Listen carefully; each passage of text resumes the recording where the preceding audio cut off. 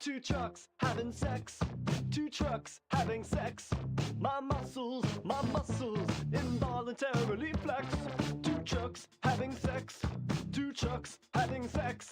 My muscles, involuntarily flex. Two pickup trucks making love. American made. Built for top. Two beautiful motor machines. American angels in the sky. Groan and cry. Two trucks having sex. Oh, yes. Two trucks having sex. Oh, yes. My muscles, involuntarily flex. Two trucks having sex. Oh, yes. Two trucks having sex. Oh, yes. My muscles, involuntarily flex. Right by my side, there's ZZ Top and Robert Zadar. From Maniac Cop 1, 2, and 3. This barbecue could bring you to your knees. And so cool these two trucks.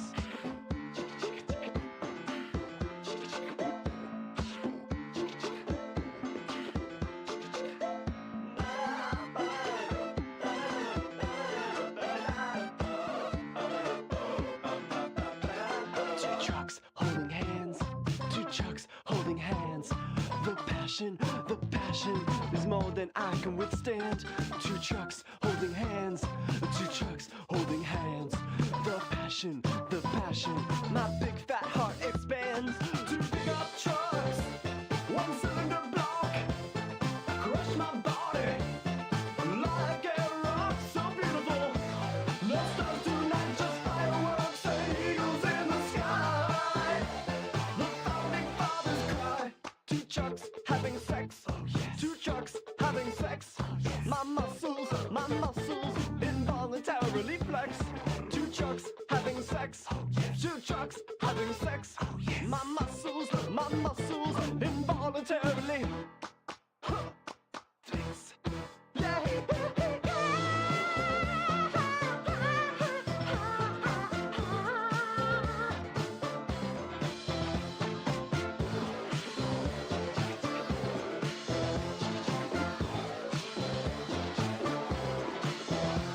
Two trucks having sex. Two trucks having sex. My muscles, involuntarily flex. Two trucks having sex. Two trucks having sex. My muscles, involuntarily flex.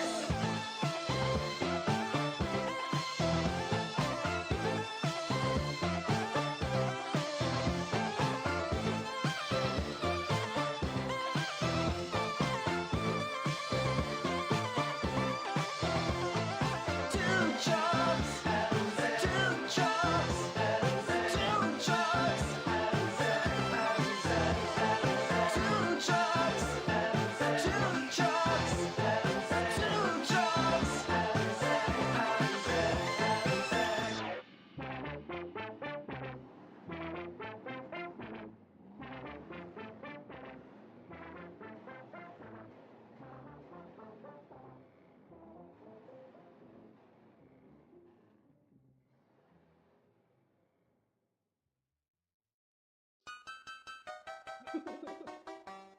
Driving and I'm speeding and I'm vigorously masturbating, swerving and I'm screaming and I violently come. I come! Driving and I'm speeding and I'm vigorously masturbating. Come on the wheel and then I come on the dash and then I come on the floor and then I'm done. Then I'm done and then I shit on the seats. Slash open the tires, break all the glass. Then forget where I am, take off the plates. Bust out the lights, jump off the roof, and then I break into your house at night and walk into your kitchen and I'm cooking and I'm cleaning and I'm vigorously masturbating, washing and I'm drying and I violently come. I come, stirring and I'm crying and I'm vigorously masturbating. Come in the pot and then I come in a pan and then I come in a glass and then I'm done. Then I'm done and then I smash all your plates, bend all your forks, turn on your stove. Then I light a small fire, go in your fridge, eat all your food, park it back up, and then I go into your room while you are sleeping, and I turn your lights and jumping, and I'm shouting, and I'm vigorously masturbating, kicking, and I'm flailing, and I violently come. punching and I'm kicking and I'm furiously masturbating. Come on, your dog, knock your lamp on the ground, and then I steal all your cash, and then I'm gone. Then I'm gone.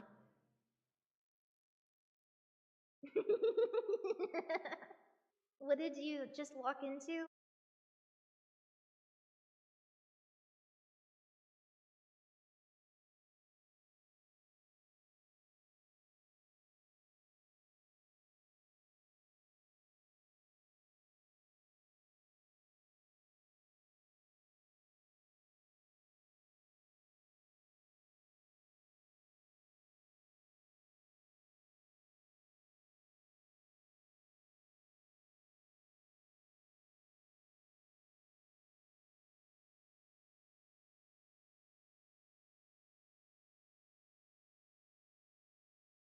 Oh, wait, my camera's not on. Hang on.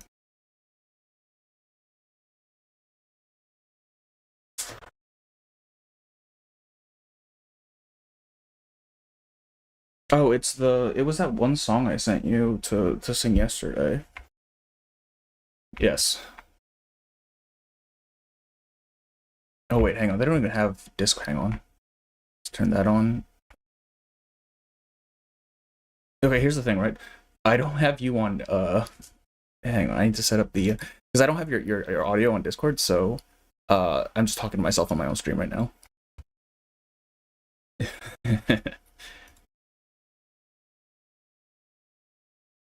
I just had to set it up. It's not, no, I'm just want to make sure I'm not, like, showing something I shouldn't be showing.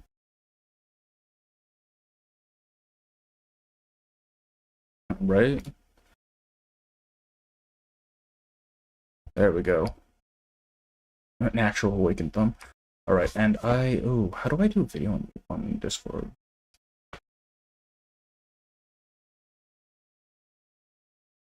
Oh, here we go. Yes, because this is what we're doing it through, right?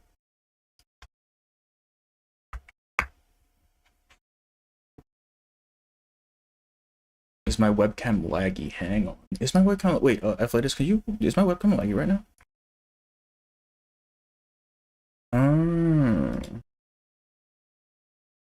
What the hell, man? Also, welcome everybody. Holy shit. Hi, Laura. Hi, Evil. Brother, why is this not doing this? What the heck, man?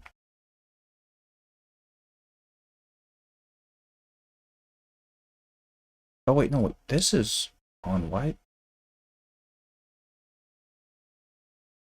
Bruh.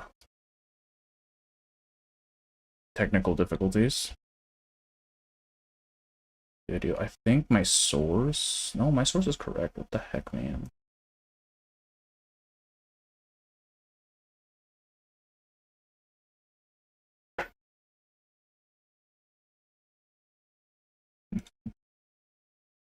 What the hell? What the hell? Wait, I can just... Hang on, let's do this. Wait, this is gonna be so scuffed. Holy shit. We're gonna do that, right? And then we're just gonna share screen on Discord for my OBS. This is actually so fucked.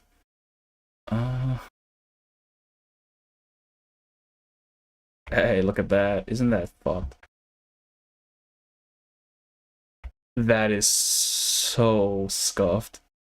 Let me see. Okay, no, okay. Well, this will be our last resort. Let me see if I can, like, actually make this work.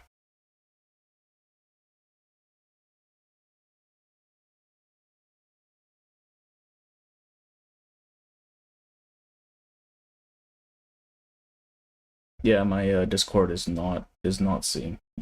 Oh wait, yeah, let's open up. Wait, hang on. Do we need this? This is fine. We'll close that. I don't know if there's anything important on that.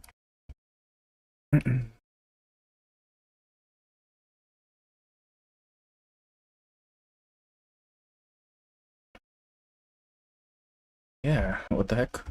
What the heck? Why? Why? Hello, Carl Mace. Welcome in. Welcome in. We'd all be gone, and then we wouldn't have to do stuff. It'd be great. Bruh.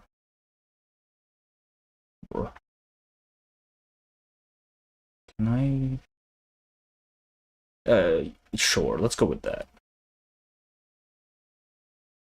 Wait, if I start virtual camera, is that what?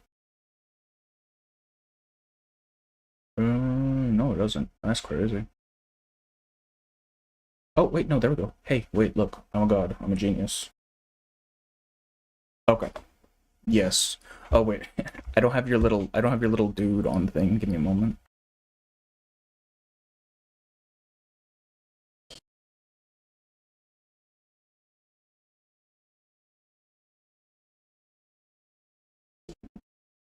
Right.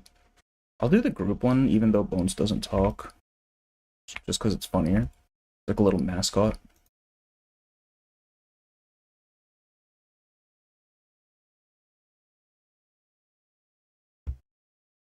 That should go to from kind called. Yeah, that's an old one, dog. That is an old one. That's from like. Oh wow, my camera is fucking lagging. Jesus Christ. Holy. How do we fix that?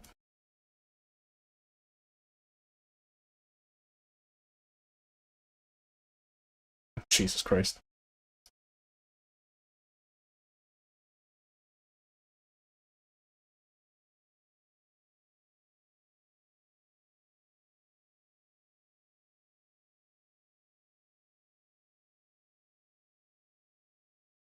There we go. Yeah. I'm pretty sure this is not the intended. Maybe. But exactly, if it works, it works. Let's resize this. Alright, say something. Alright. It looks like it works. Let me pop my chat out. Okay. Alright, I think we're good. Good. Jesus Christ, what was that?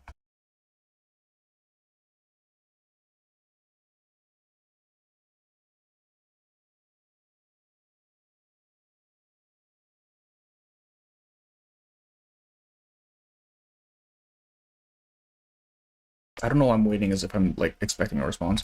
Afla is muted. Oh, wait, are you muted? Or, I mean, wait, hang on. Well, no, it might be the Discord. Discord has a sound thing, right? Capture audio. Say something? God damn it. Bro, why is this so scuffed? Holy shit.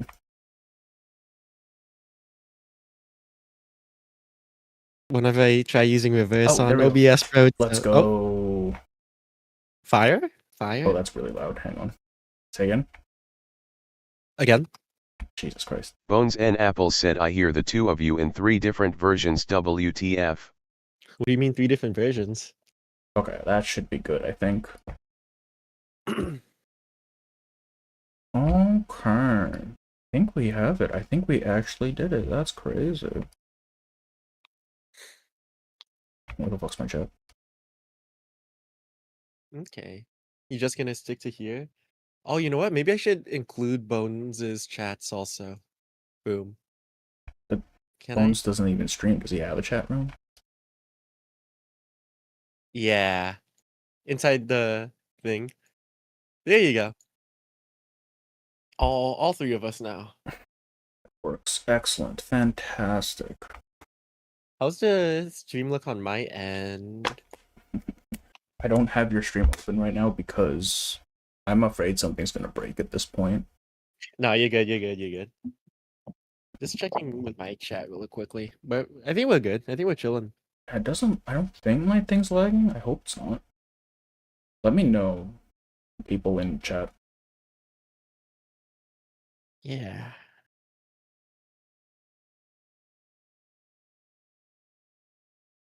Okay.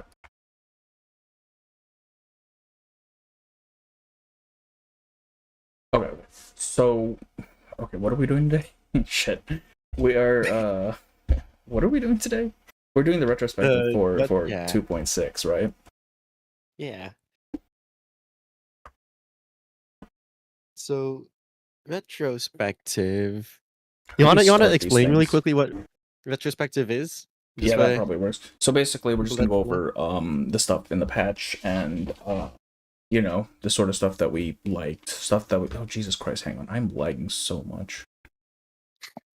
Jesus. slideshow stream, slideshow Actual stream. slideshow. That's crazy.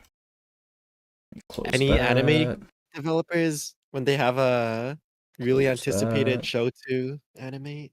Yeah, Blue Lock Dog. Yeah, bro, Blue Lock's peak, bro. Oh yeah, of course. I think, maybe. Right. Okay. So anyway, our this whole thing is just going over the patch and you know stuff that we like, stuff we didn't like. Well, maybe I shouldn't say didn't like, but like stuff we thought could have probably been done better. Yeah. What were your thoughts on just in general? Just overview. Over for me, I think overall the patch is good. Realistically, I think like most of the patches reverse puts out is really good and really catches me in like attention wise and everything. But um yeah, I liked Folie et Deraison. It's a pretty good story overall. The bad anecdote was also nice. Recalleta's character story was interesting. Was a good one Interesting. to pay attention to. The only if it wasn't for me doing math every like Yeah, how 20 much of that did minutes. you actually like retain? Because okay, so the first node took you what 3 hours to do, and then Yeah. after that it was like what half an hour per node at that point. Like Something. how much of that did you actually retain? If I wanted to like try remembering what the entire thing is as a whole, it was mainly just like the beginning was just Recoleta going to a publishing house, seeing if she could like get feedback on her novel. And then they're like, "Oh, your novel's kind of garbage. Here's suggestions." And she works along with what's her name? The Hunting. producer. Hunting, yeah. She works with Hunting to make her thing better, go to like the temple of metaphors and shit like that. Um but then way in, she's like, wait a minute, I want to do things my own way. And Hunting's like, yeah, you do that. Yeah, you do that. Okay, so Basically. what did you think about Aleph's though? Aleph, I think out of all of them, and I think I'm fairly reasonable in thinking this, I think it's probably the most confusing one to be able to understand a tiny bit. Yeah, I wasn't Because a fan of how they structured it. Not even structured, just the presentation of it, right? Because like I understand why they went with that route, but at the same time, man, there's so much stuff. hmm Because the whole yeah. thing is just like metaphors, right? It's all metaphors. And at a certain point, you're like, okay, is this actually happening? Is this just him being, you know, kind of crazy? What's going on here? hmm Because I think especially for people that initially thought Aleph was only Aleph, Merlin, and the idealist, Mhm. they might have been a bit confused and were thinking like, okay, Aleph is now talking to like these other people and maybe won't understand that like they're all separate personalities unless someone told them either beforehand or until like a couple notes into the entire like story already. So okay, so how much of that did you actually think was like real life versus his whole delusions? Um, I think the only parts that I thought were real was I think Miss Grace showed. I know Miss Grace was mentioned, but I'm trying to remember if she was talking at all. Was she the like the radio host person? Yeah, I'm pretty sure she was the radio host, so I'm pretty sure she actually Okay. like spoke and stuff. Well, no, I mean, you know, she Yeah. responded to him. Um, hmm that one, I'm thinking that one, and maybe the Laplace guy. Just Yeah. because Yeah. it's weird though, right? Because the Laplace guy gets the nickname that all of Olive's like identities tend to have, right? He's the linguist. Mhm. So it's like, Mhm. is the dude real? I'm not actually sure at that point. But there was also, I wanted to bring this up. Wasn't there also like a actual Laplace employee that was like, "How do you get in here? The door was locked. You Exactly shouldn't be right. here." There's Something like. that, the butterfly of Was Lorenz, that who's the been leader? mentioned before, right? Like Mhm. it seems a Well, was little. it the Go ahead. same? Was it the same butterfly events, or was it like, is it the same one It's that, well, okay. or maybe you think it was the previous Storm's iteration? So here's the thing, right? Because the one of the times that we hear about the butterfly is in what is it? Three Doors. The third Three Oh, Doors. I don't know if you mhm. finished that yet or not. I did. But that takes place ages ago. So I don't think they're the same person. You don't think I so? think it's just someone like a bunch of different people taking the title and whatnot. Maybe. I think that's fair. Right. Like So a that's the only one I'm a inherited. little bit weirded out by, just because it's like some of it seems to be real. Like some of it seems definitely to be like real life stuff, but then some of it seems like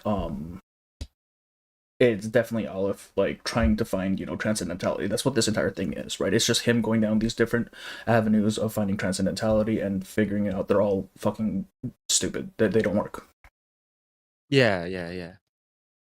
And another thing is that I wanted to ask about, how what was like the amount of time that overlaps during this entire Aleph's entire like quest? Was that like all in like about the same sitting, or Just to God don't know.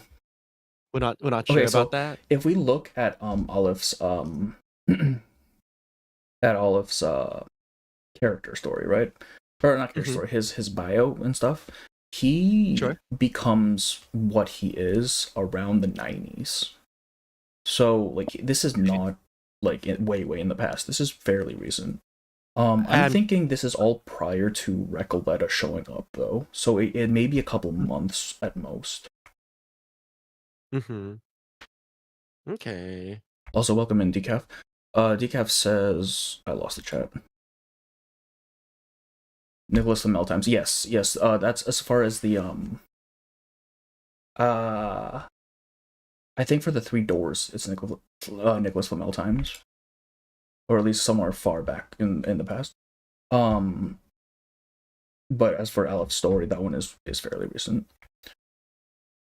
Aleph apparently repeated this experiment through multiple storms based on his on the yes. So yeah. So basically, Aleph's whole deal is that he's seen, I forget how many exactly, but he's seen at least 4 storms, I believe. So like he's been through this quite a few times, just trying over and over to make this whole thing work, right? And I mean, that's his whole thing. It's just exhaustive iteration. He just keeps trying different things until something sticks. Though I forget, was the prison of Kamala just like another safe spot from the storm? No, the prison itself wasn't safe, but his little boat that takes him to Antarctica, he was Oh, that basically was a yeah, safe. he was basically invited every time, right? Okay, yeah, that makes sense. So he goes to Antarctica with Manus Yeah, and it's at kind of the end of weird because like he's human, right? And Manus Mhm. is, not.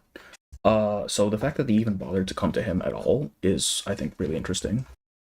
That's true, since they are like an entire Arcanist, or like pro Arcanist anti-human like group, Yeah, exactly.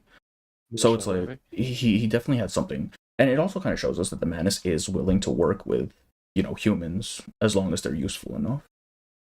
Which I mean we Yeah. have kind of seen with Schneider and whatnot, but that was more of her being used. Mhm. Right. It's very interesting. I Okay. do. No, go for it. Oh, go ahead. Oh, I was gonna ask, where do you think from here, like, how do you think the story will end off, or like this arc will end off? Well, I mean, we're definitely going on. I was gonna say Australia, Antarctica, right? Like Oh, that's almost yeah. certain. Hmm. I don't know. I honestly don't know because it's pretty open ended. Uh, Hmm. I'm assuming whatever ritual that they've been hyping up for the last how Hmm. many like matches at this point will Hmm. actually go through. Like I don't think they're stopping that. There's not a chance in hell that they're stopping that. I'm Right. thinking at best they manage to like like not make it happen less efficiently, or however that might work. Mm-hmm. I wonder how Okay. human he is. If the 3 doors is true, there may be Arcanists who turn them. Yeah. So okay, have you finished the 3 doors or no? Yeah, I have. All of them? Because I remember you All of going through the third one. I don't know if you were finished. All right. So The third one I basically, yeah. So basically, the third one was like humans, or sorry, Arcanists trying to become human again, or not again, but like trying to become human so they don't have to deal with everything else. Mhm. I don't know if there's like implications that you may have that going the other way around as well, but I don't know. It's a bit odd because like we've seen humans who have like some Arcanist blood, and every time they try to become something more, they just get like destroyed, right? Like with Hoffman, like the stuff that's supposed to help Arcanists kind of killed her. Right. Was Aleph contacted by anyone other than Miss Grace? There is a theory that she's a spy, so then I'm not sure how much of this is Madness Will and how much is Grace's spy stuff. Yeah, I was not expecting Grace lore for this one, honestly. He was contacted by Grace. I don't know. I'm pretty sure she's still working, at least on the surface, for Manus, just to keep her cover. Because I mean, she's basically encouraging him to continue doing whatever it is he's doing, right? Let me see here. Okay. So, what did you think about Recolleta's story? Actually, no. Let's back up on that. What did you think about Recalleta?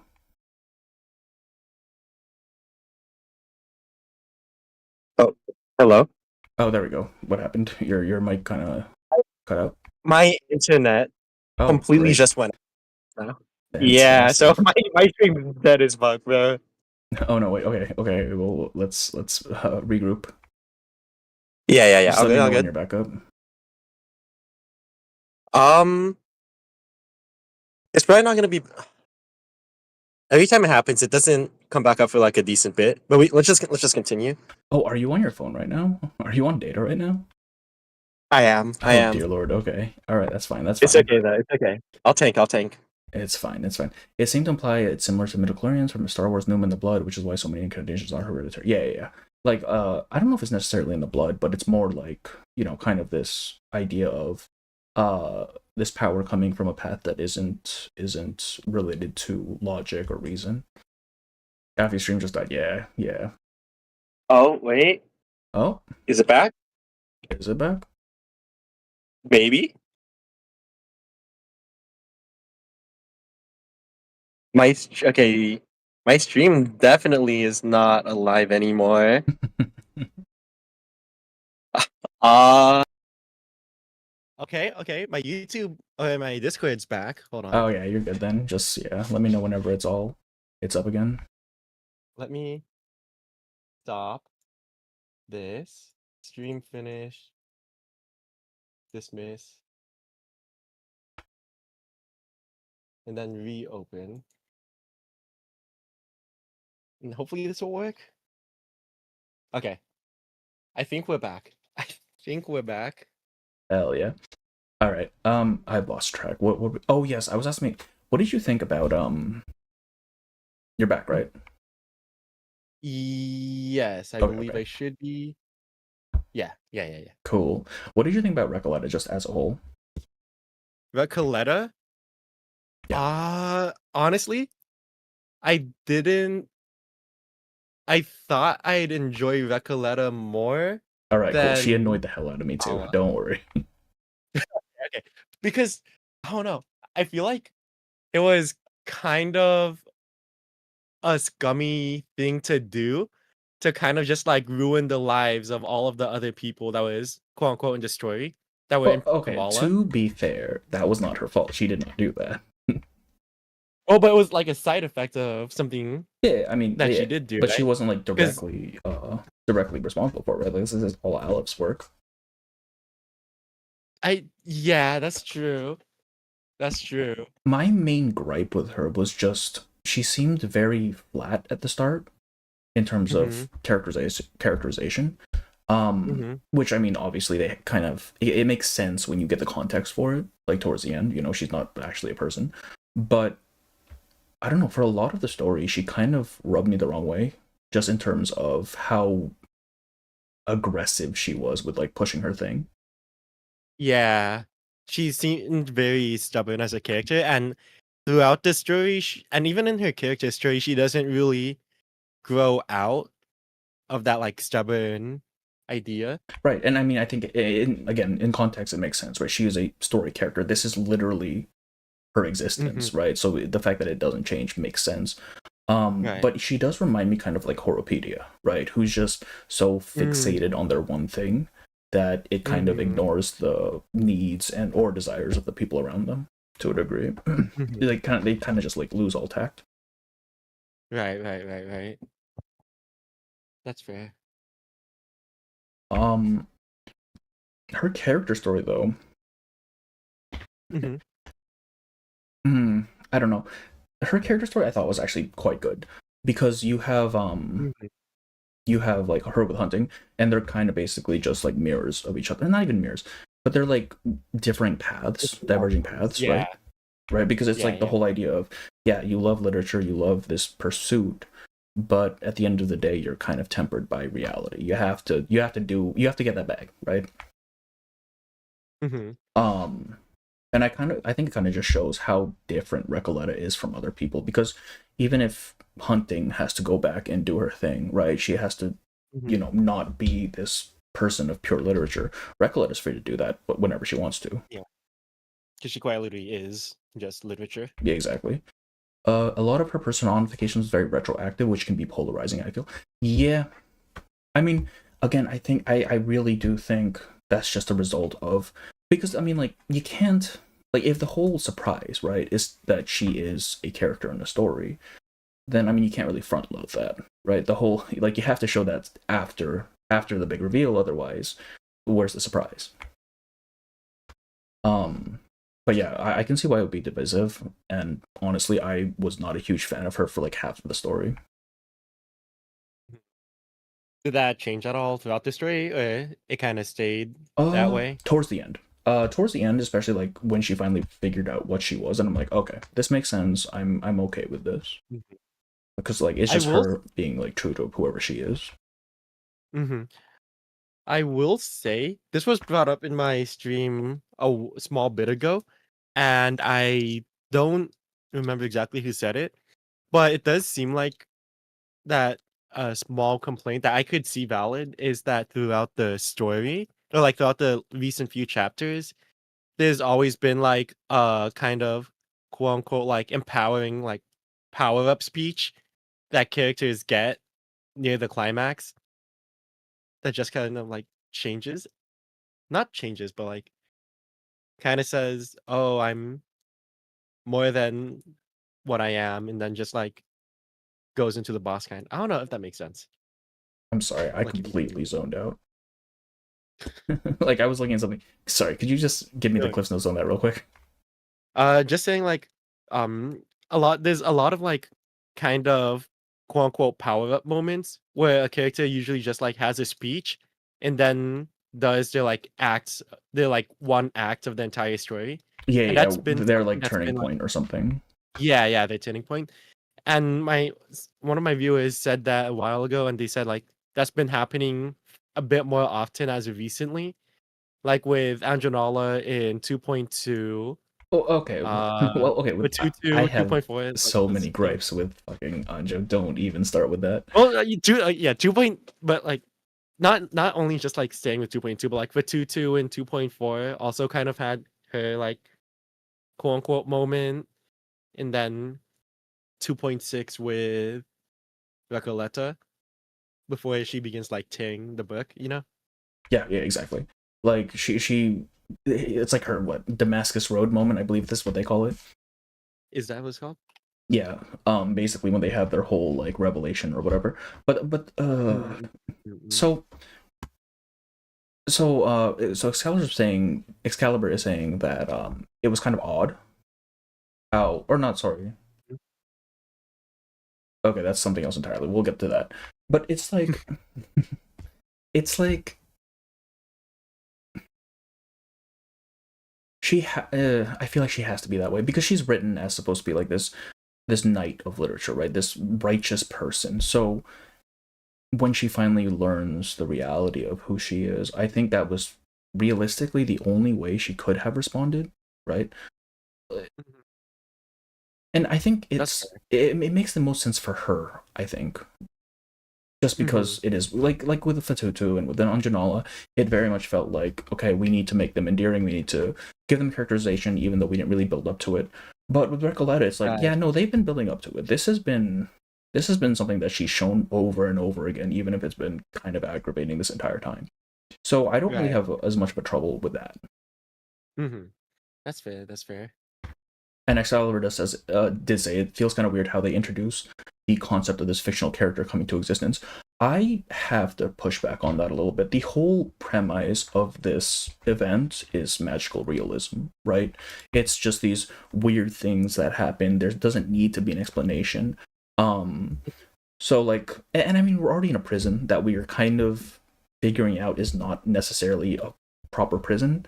So I don't think it's totally out of left field. I do think it maybe could have been built up to better, but I think I wasn't too it wasn't too much of a shocker, I think. When did you when did you figure out, or did you figure out like the whole mystery of the prison before it was revealed? The whole I don't remember if I barely began getting it when the die came into play or when they began talking about it in the story. But I feel like if I remember, I began getting suspicions of it a bit Okay. just before they began going Yeah, in yeah, depth about because it. I started thinking, yeah, this is probably all Aleph's well, my initial assumption, right, was that this was all of Aleph's internal workings kind of projected onto the space around him, which, kind of correct. But I kind of got that around before we actually met the dude in person, and that's, I think, one of the strongest points of this story. The fact that they give you the mystery, they trust you to figure it out on your own, and they give you enough clues along the way so it doesn't feel like it came out of nowhere. Like you kind of figure out what it was by that point. Yeah. I think thinking about it, the time when I began realizing, oh, this has to be like Olive's doing, is when Recalleta began talking about how everything's playing out the way her story is. Yeah, exactly. Because Like the at only that other point, person, it's like, yeah, okay, something is definitely fishy here.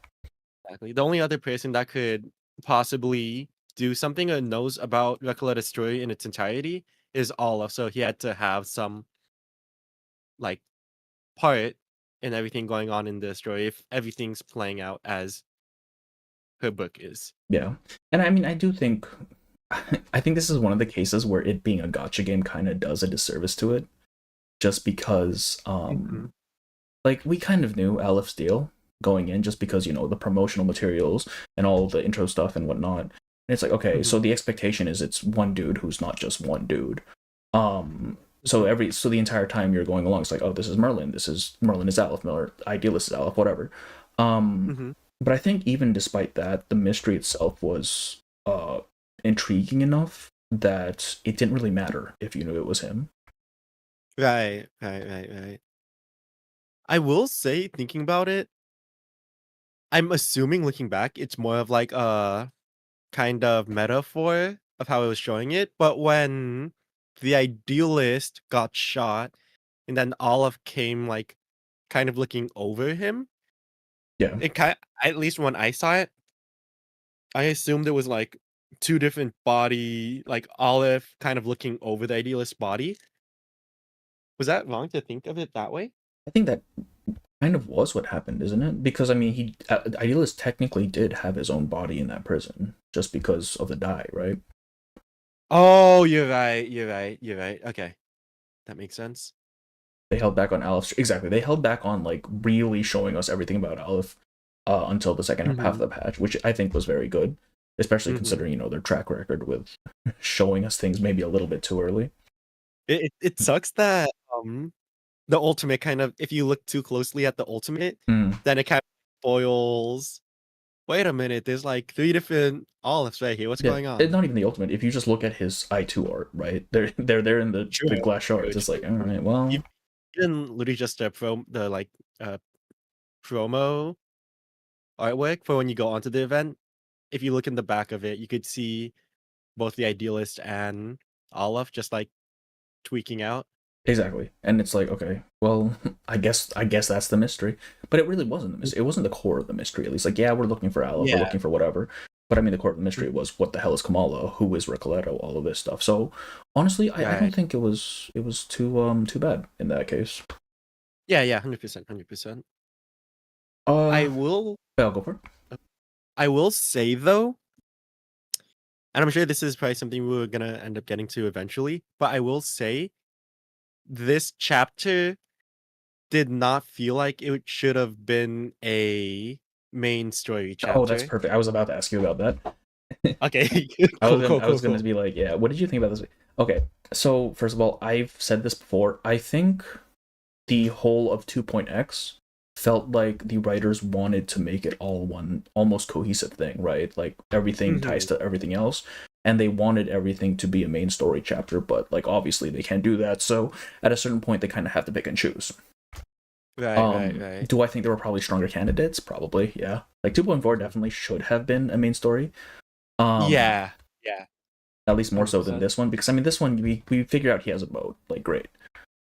But Um, like that, like realistically, all the stuff they give us in 2.6, similar stuff has been given to us in previous events exactly. as limited events. Yeah. Whereas like I feel like 2.4, even though the storytelling wasn't as good, it felt a lot more fluid in everything that was going on up until like current moment. How did you feel about this chapter being a main story chapter? Like, do you think it helped the event story at all, or do you think it probably would have been better off if they just had like really focused on it being its own like self-contained thing? Uh I think it's difficult because this is like the point where they were kind of talking up to at the end of I think chapter 8. Mm. Yeah, Ushuaia, yeah. Because chapter 8 they were talking about going to Fushuaia. Mhm. So it makes sense in that regard. If you did 2.4 as the main story instead, it's like, wait a minute, this isn't Fushuaia. Like, why are we doing this as the main story? But other than the fact that the location's in Fushuaia and that they're gonna begin setting sail to Antarctica, it doesn't feel as like important. Yeah, I as definitely that. don't think like after 2.2, I really don't think anything really should have been main story. Like I don't think anything really reached the point of this definitely is, Mhm. main story. Right. I don't know, because I feel like it might have been better just to keep this as self-contained, right? Mhm. Because you have like as you went along, you saw like all of the traces and stuff we had to do, like all of the little Erd chapters, right? Yeah. I honestly like okay, so they give us insight. It gives us insight to what Erd's doing. It gives insight to the main story and everything. I think it actually kind of broke up the flow a little bit, in terms of our primary goal, like our primary theme for the thing, right? Mhm. Which is I kind also, of no, go for it. I was just gonna say, I also don't know why those Doras or Erd chapters were not voiced Yeah, or yeah. primarily Like voiced. if they're That was gonna give dumb. a whole cutscene for a main story thing, like at that point you might as well just have it voiced. Yeah. But that's all I just wanted to say about that Yeah, part. but okay. I mean, like, okay, so my okay. What did you think? We're gonna go back a little bit. What did you think about 2.4 just as a whole, as a patch? 2.4 as a Yeah. whole. Um, this is more controversial, and I kind of more because of the setting and like the characters inside of it. Because I have a history in like musical related stuff, Okay. and I just liked the idea of Last Evenings on Earth. It's my favorite. I think personally, it's my favorite story or my favorite 2.x. I think favorite update as a whole, honestly. From all of like all the reverse Really? updates out right now. Yeah, even though the story wasn't like good at all. Okay. Well, not Uh, not good at all, but I'm it gonna could have been say improved on. right now, 2.4 is my benchmark for the lower end of a good story. As in, Oh, that's fair. That's yeah, fair. yeah. That's fair. Because okay, so for me, the fact that they made 2.4 both an event story and a main story chapter kind of split it a little too much, right? Because you have the whole thematic of home and family with Barcarola and Patutu, but then you also have like this little side quest of Ulrich and Regulus doing their little experiment, right?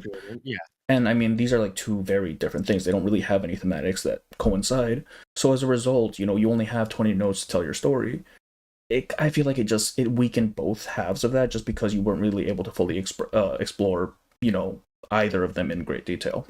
Right. I think if they even added like 5 more nodes, it would have been a lot better. And Exactly. I Yeah. don't know why they limited it to 20 nodes. Because Yeah. there's been other event stories that are like 20, 24, 25 Right. nodes. Exactly. And So I mean, that's my benchmark for like if they're going to make it story related, mm-hmm. it has to be better than this for me to be like, okay, this is a good story.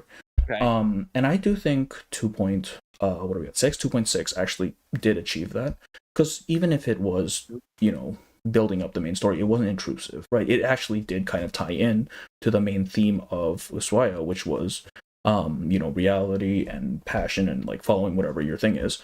Which I mean, even Right. Erd is doing. That's what she's searching for. That's why she went to Antarctica. At least it's implied why she went to Antarctica. Right. So the fact that it's a main story in this case, I think, didn't actually actively harm it. Mm-hmm. That's fair. That's fair. All right, I've been ignoring my chat. Let me take a look here real quick. Yeah, it's moving. It's moving. I Okay, will yeah, say, I think we people. should ban that one person, Bones and Apples. Oh yeah, get rid of this I fucking think- guy. That's crazy. Yeah. Yeah. That They're kind experiment. of just like, Oh, you go. Yeah. no, yeah. they're just kind of like a cancer in the chat. Yeah. Jesus Christ. The experiment is very important next chapter, by the way. I'm sure it is. Like, I'm sure it has some very significant like plot relevance. My just main issue with it was just that it didn't really fit for that particular event, right? Mhm. Which I mean, I don't know how they would include it without really screwing things up, right? Because at some point you do have to talk about main story, and Mhm. like if you try to lump it all into one, then it just feels like an info dump. But at the same time, like if you're compromising on like the actual event to do that, then I don't think that's good either. Mhm. And yeah, Chinatown benefited from being self-contained. Like yeah, they had the whole Matilda thing at the end, but it was very much its own thing. I do. Speaking of Matilda, I still do not understand what the point of 2.0's ending was. With Matilda going to her mother's safe house just to find like all those empty or broken crystal orbs. I 'Cause think we that don't know was anything just about the that, build right? up for like the new mystery. Like they were introducing a new mystery, which is like what is Matilda's mother doing? Which I mean they are kind of exploring now a little bit more. Yeah, but I feel like it's at least to me it seemed more like a question of what happened to Matilda's mother. Because there was no like we know that Matilda's mother is a safe house, but we don't know if Matilda's mother was even there. I mean she definitely wasn't there, right? Because Matilda's looking for her in the next thing. Um Mm-hmm. it She had the shocked factor, or like the shocked. exactly, yeah, the shock vector. Mm-hmm. Like again, it's kind of out of place, but at the same time, like you have to introduce these ideas. If you intend to introduce these ideas, you have to introduce them somewhere, right? Mm-hmm. So I don't fault it too much for that, just as long as it doesn't actually detract from your main thing, which I Yeah, don't think it is. I'm just hoping that some future update will go more in depth on like what exactly happened after that, and be like a update, maybe a event update like focused more solely on Matilda and like everything she goes instead of just like Matilda kind of being more of a third person witness to events going on. Yeah, I feel like that. Oh, okay. So, so you know how for the last couple updates at this point, right? We kind of have Mhm. characters that show up, and they didn't really need to be there. Yeah. Like with Anna and Lee in 2.5 and Matilda, and Mhm. I guess Soneto in this chapter. Like, what is Soneto doing here? Realistically, Yes, Sarah's just like why? she's just a little puppy. She's following. Yeah, because I mean, I don't think it's bad. It's quite as bad in this chapter, just because like she doesn't, even if she doesn't do anything, she doesn't take away from anything either. Because I'm thinking like Mhm. Rimmet Cup 1.1, where they have Regulus and Apple show up for literally no reason, and it does actually detract from the main story. Which, I mean, it's not great. It's 1.1. Like, I have so many problems with that, but I have so many problems with that.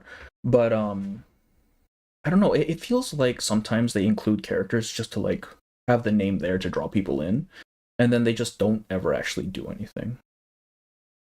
That's fair. That's fair. I think that's reasonable. Also, okay, let's see here. There's a 2.5 ending. Matilda's mom probably okay. Granted, it took a lot of patches until Blunish scenarios. Yeah, it took for Matilda's mom, it took her what five or so chapter or updates to really come back, right? Oh Two, yeah. yeah, 2.1 made 2.0. 2.0 obsolete in terms of Yeah, sword. 5, 6-ish. Wait, 2.1 made 2.0 obsolete in terms of sword. I wonder what that. I'm not so sure what that actually means. 10 focused too much on one side, and 11 barely showed war and mostly told of it. I don't know what the what the thing for this is. You're late 1.1 retrospective. Oh, if you want to talk about 1.1, I have so much shit to say about 1.1. It pisses me off so much, man. Like, I'm sure there are people who love that update. Mhm. I have Fair so though, many problems also, with it. to be fair, that was the very first like event or like the Exactly. very first chapter since the basically release of the game. Yeah, so I mean, I can't be too harsh on it, but just if we're Yeah, looking at they're it still getting their objectively, footing. standalone, man. Mhm. That's fair.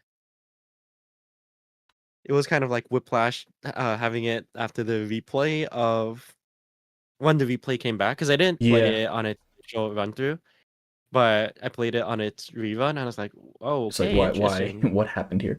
I do think it Mhm. is quite impressive how they managed to bounce back like immediately after you had 1.2, which I mean it wasn't fantastic, but I think it was markedly better by like a large margin. Mhm. Okay. Is there anything else? Oh, Bet's story. What did you think about Oh, Bet's story? I thought it was very it was more unique because it gave Unique. us a bit more information on one of the storms that we have little to no information about, Yeah. at Like least you're like a seeing the tiny bit. storm from like a civilian's perspective, and Yeah, basically. yeah. It was a heavy story. It was an extremely heavy story. Like I was not. I was okay. I can't say I wasn't expecting it. They were definitely building up to it. I didn't think they'd actually do it. I'll be honest with you. I didn't Mhm. think they would actually go with the whole physician assisted suicide route. Yeah, that was crazy.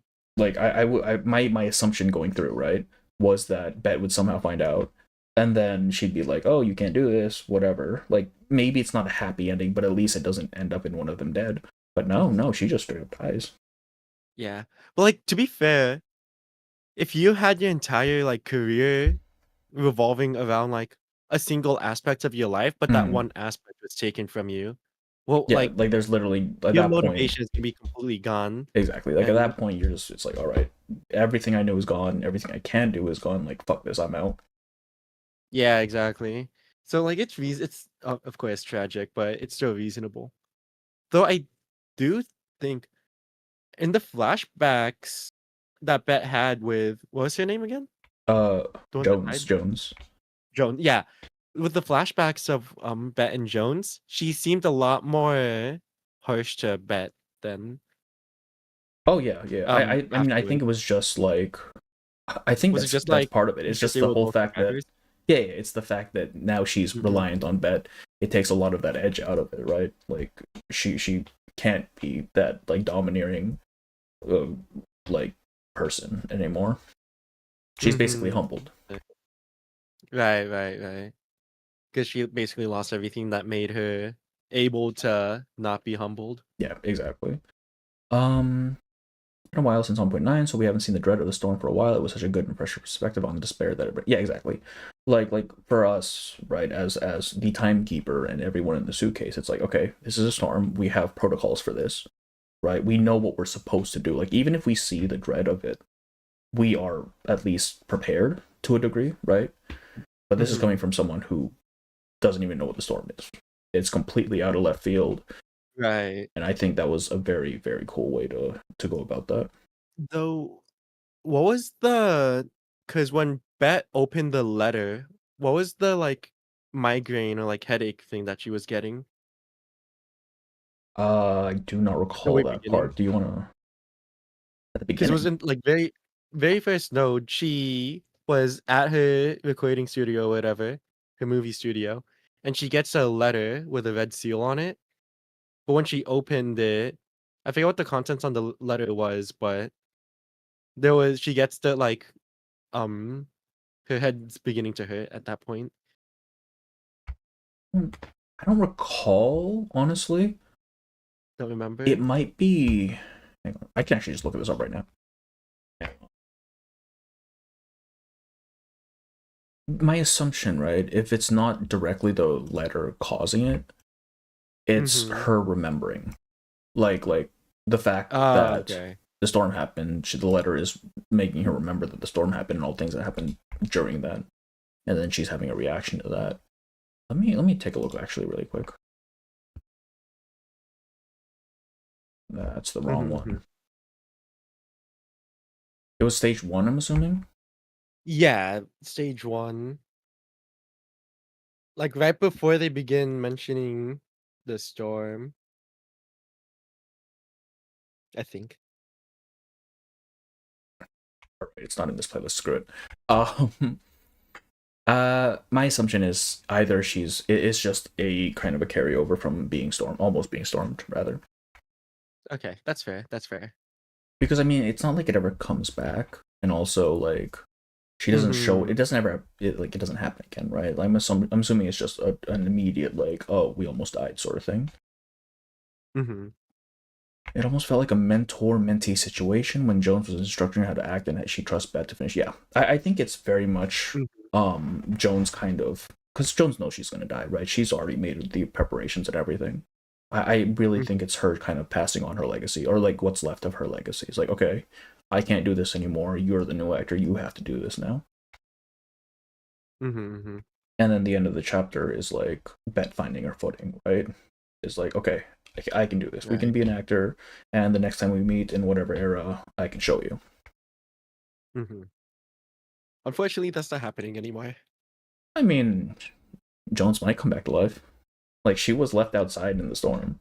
Like if we go back to an era where she's still alive, then I think it's quite possible. I mean, but it's not going to be the same Jones Oh, it's not gonna be St. anymore. No, it's not gonna be St. Jones. But I mean, when has that ever Because stopped us? I mean, that's what's interesting also because I remember they released like a promotional video back in 1.9 about the storm and like learning more about this storm, and they talked about how they were never able to find their like themselves in the area they go to Yeah. post storm, but then My in 2.2 they well, talked okay. So basics. my assumption, my working assumption at least, is that the storm just whatever gets sucked up into the storm is just kind of reinterpreted, right? Like you're given all this data, and then that data is kind of like used to create whatever new things occur in the next era. But I mean, if you're outside of the storm, if you're in a safe spot, right? I mean, that data is Mm-hmm. never parsed. It's somewhere else. It can't be accessed. Right. Um, so I mean, that's probably why they don't see themselves in the new era or like younger versions of themselves. Mm-hmm. And even if they did find themselves, they'd be looking different. Exactly. Yeah. Exactly. Though, oh my god, it pisses me off so much. It does kind of piss me off just because it's like we had this very not even clean, but we had a somewhat working model of what the storm is when people get reversed, and then now we know that they come out back as like different people, and it's like, okay, well, time to redo everything, I guess. Mm-hmm. Though I wonder, does that technically mean if they were to how would I word it? If they save the 1967 Regulus, the current Regulus we have, but then they save the 1990s Storm Regulus, how would that work out, I wonder? How would there be a 1990s Regulus if we saved the 67 Regulus though? Because don't you in 2.4 they were talking about how like they still mention like that era's Regulus having still existing. Do they really? Yeah, it was a conversation between Barcarola and Miss Grace before the ship sent off Really? in one of the like post parts. Oh They no, said, no, no, no, no! Oh, I know what you're talking about. I'm. yeah, I remember that part. Ms. Grace was saying that there was a pirate in the 1966 who called herself Regulus, and then she's like, uh-huh, "Well, why are you hiring this person essentially who has that name?" And Recalleta's like, "Well, they can't be the same person. That was back in 1966." yeah, She's literally talking about 1966 Regulus in that case. It's not that Regulus is because when people come out of the storm, right? Like when they get saved by the Foundation, they're not removed from history. Like their existence is still kind of recorded, right? Because like if you think about Vienna, you have Heinrich, who disappeared in the 1914 storm when he was saved by Manus the first time around.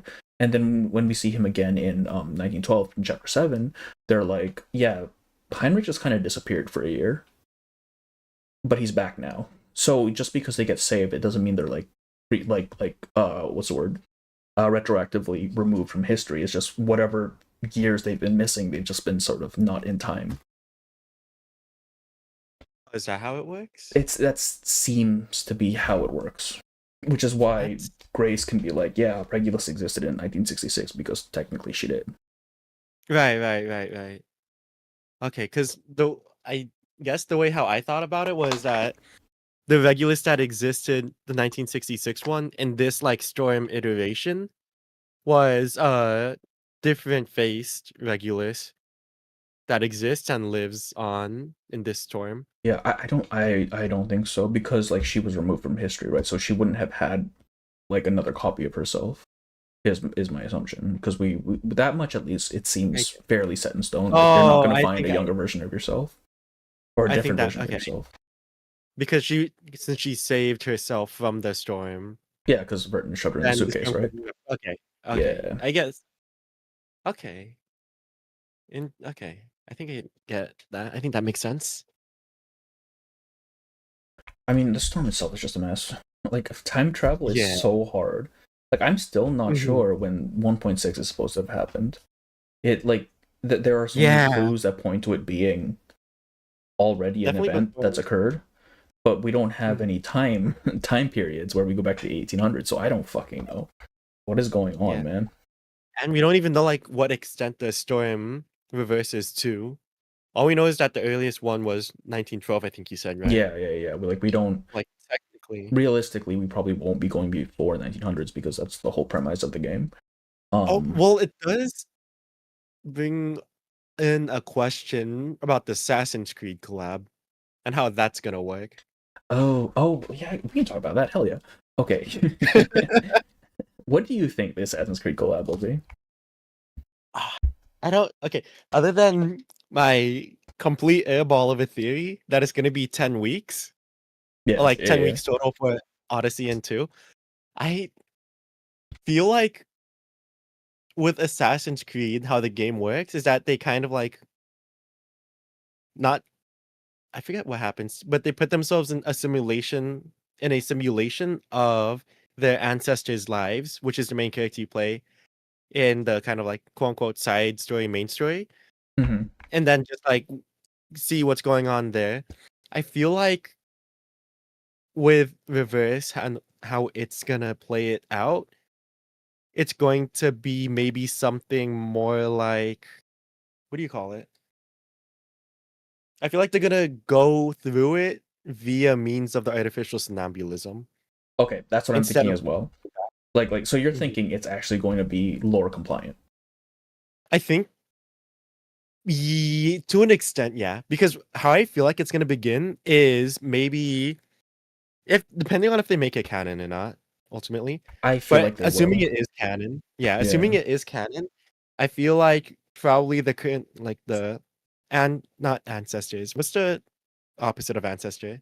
Descendant. Descendant, yeah. Descendant of like let's say Ezio in Assassin's Creed 2 will have come somehow to Laplace, gives whatever information to the Foundation, and then they take. Actually, no, it can't be through the artificial somnambulism thinking. It could be. I don't Well, know. okay, so I was kind of going along that same line of thought, like artificial somnambulism, because you have the whole like the Animus in Mhm. Assassin's But Creed, it and you seems like have the Art here, which is basically the same thing, right? What were you gonna say? I was gonna say though, the reason why I kind of like cut myself off there is because, as far as we know, artificial somnambulism can only look back at your own memories.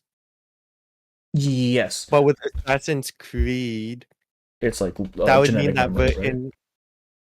Well, not necessarily that, but just the fact that if it's written going back to those times, then it couldn't be the artificial somnambulism that sends her back, unless they do think they do create like a quote unquote co-op artificial somnambulism. I don't think that's necessarily the case, right? Because if you go through like the limbo, because limbo, like all the limbo mode, right, is written in Mhm. artificial somnambulism, and if you go through that, it Right. just kind of makes stuff up as you go along. Like yes, it Mhm. pulls from like stuff that you know, but it's all just kind of made up scenarios. I think Mhm. I think there is a case where, you know, it's Burton dreaming up Assassin's Creed stuff. No, but I feel like if they do that, I feel like that's gonna be like such a lot of people think that's just like lazy writing. Like, oh, it was all just a dream. Because like that'd be way too convenient. And the characters are gonna be actually presumably playable Yeah, in real also. life. So it's If like, they're what the playable, then heck? they can't be like just dream figures. Oh, hang on, my phone is restarting. Okay, we're not gonna have camera for a little bit. It's fine. No way. It's the auto update. That's dumb.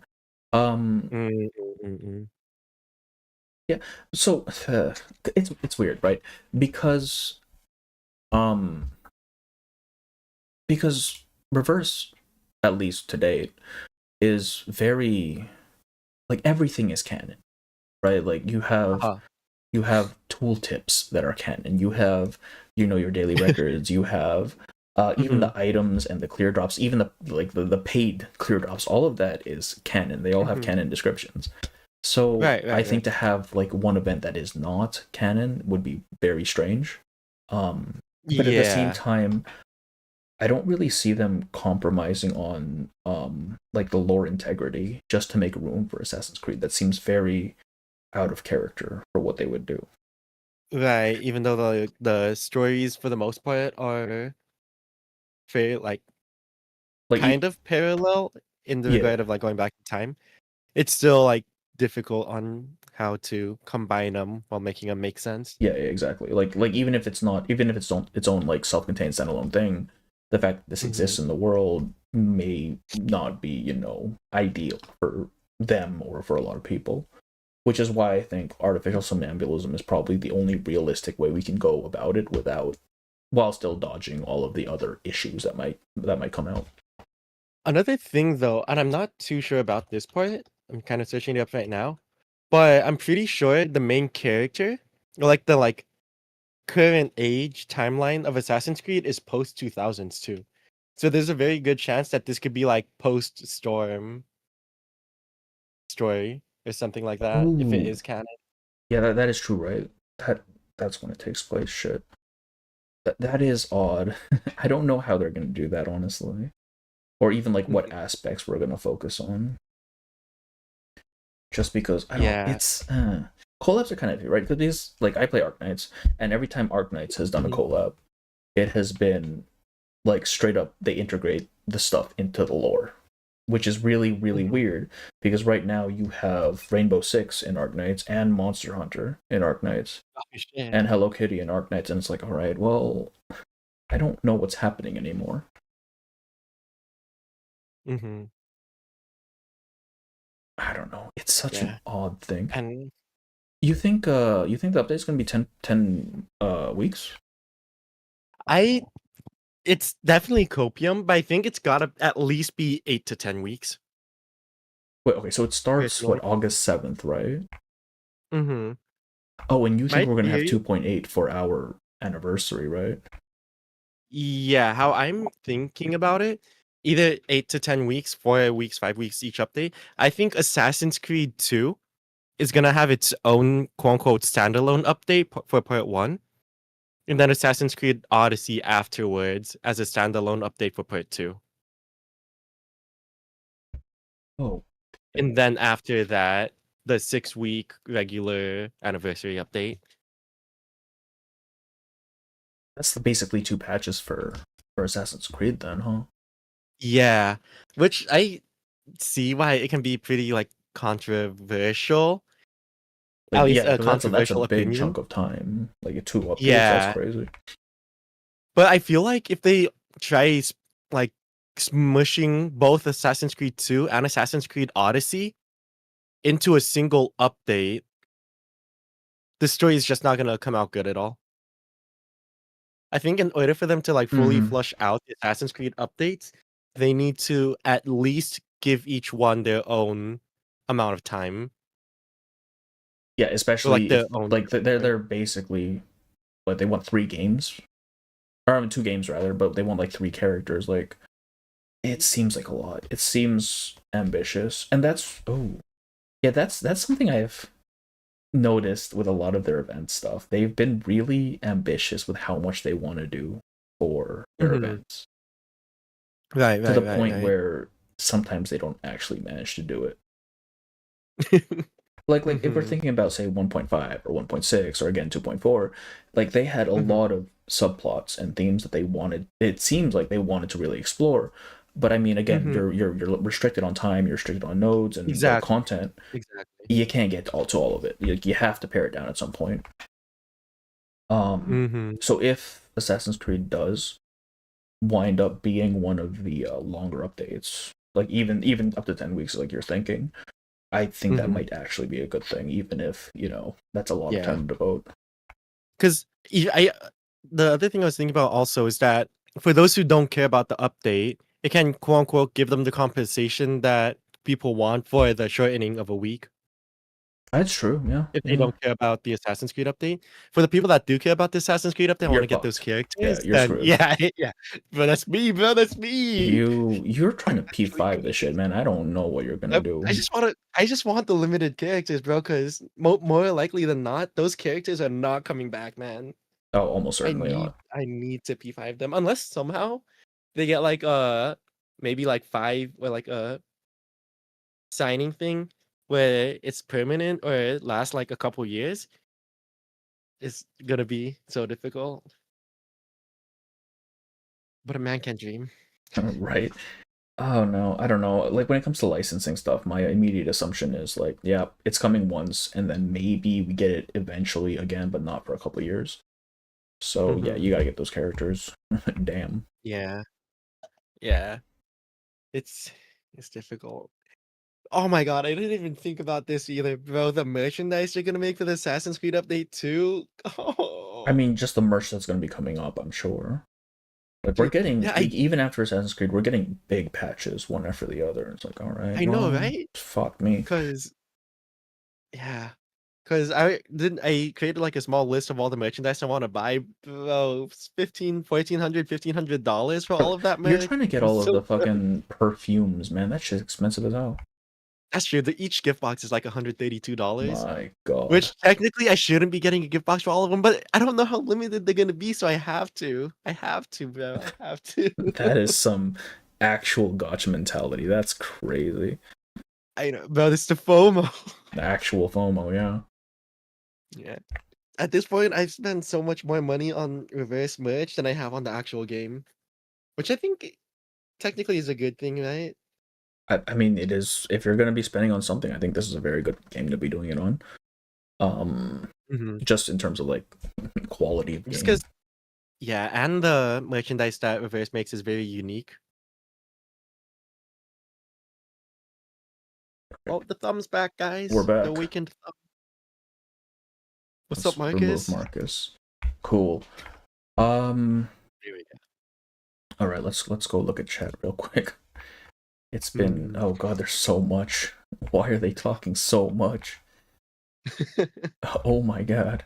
Hey, I All think right. my chat's frozen. Hold on. Wait, my chat for you. Oh, there you go. Jesus Christ.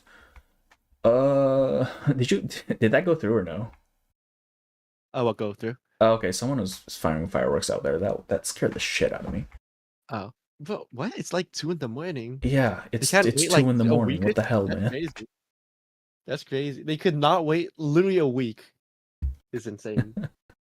That scared the shit out of me. Okay. Sunday says, I kind of want to know how your thoughts on how Manus managed to set up things to accelerate the Great Depression in just one day, right before they went to 1929. That's true. Okay. How does Manus work in that regard? The early 'Cause chapters, I think, are difficult. yeah, Because I yeah. feel like there are portions of the early chapters where they had an idea for something, but the execution leaves a lot of loopholes, or plot holes, rather. I Mhm. do think it's possible, though, because we have had at least 2 storms that take us either to the 1930s or prior to the 1930s. Which makes me think that they could have set something in motion even beforehand, right? Like, even if it doesn't carry over to the next era or whatever, like, at least they have, like, a roadmap for what they want to be doing. Like, yeah, it's only been 2 days, but it's weird. I honestly don't know. Like, that, I do think, timeline-wise, chapters 1 and 2 don't make a whole lot of sense. Maybe another thing that could be the thing is that there was just nothing useful for Manus in 1929. So they just did the storm right away to take them possibly to a better era or a more useful era. That too, right? Because, I mean, you're at the point in history where everyone's getting fucked.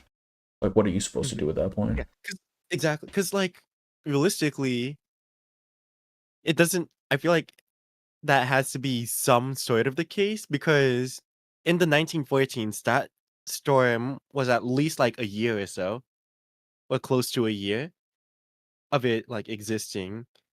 So, and then 1990s storm, assuming chapter 10 takes place in the span of like a day or two, that's gonna Yeah. be what, another 8 months about? Like it seems like in those places they have a lot more to work towards, or like a lot more useful like resources to take advantage of Yeah, but I compared to mean, everything in 1929. yeah, Great Depression. What are you gonna do? Realistically, what are you gonna do? Mm-hmm. And I mean, yeah, it also doesn't explain at all why Burton was in Chicago, right? She was in prior to the storm. She was in London. Yeah, she was How the in hell did we London. get to Chicago? What happened? Only thing I could imagine is maybe someone, because we don't really know. Actually, no, never mind. Yeah, I have no idea. I have no idea. It's okay. So we know. I think it's been mentioned in 2.4 that the storm is probably universal, right? More than likely, it's not just an Earth thing; it's a universal thing. So if you really We'll wanted to, definitely find that out. huh? I was just saying we'll definitely find In that 2 points, out. almost certainly in 2.7. Yeah. But the only like feasible way that I can think of is that the suitcase itself is outside of time when we're reversing, so it literally just, wherever the Earth has rotated to that point in the new timeline, which is fucking ridiculous. That doesn't make any sense either. But I mean, like, what else are you gonna Yeah, say?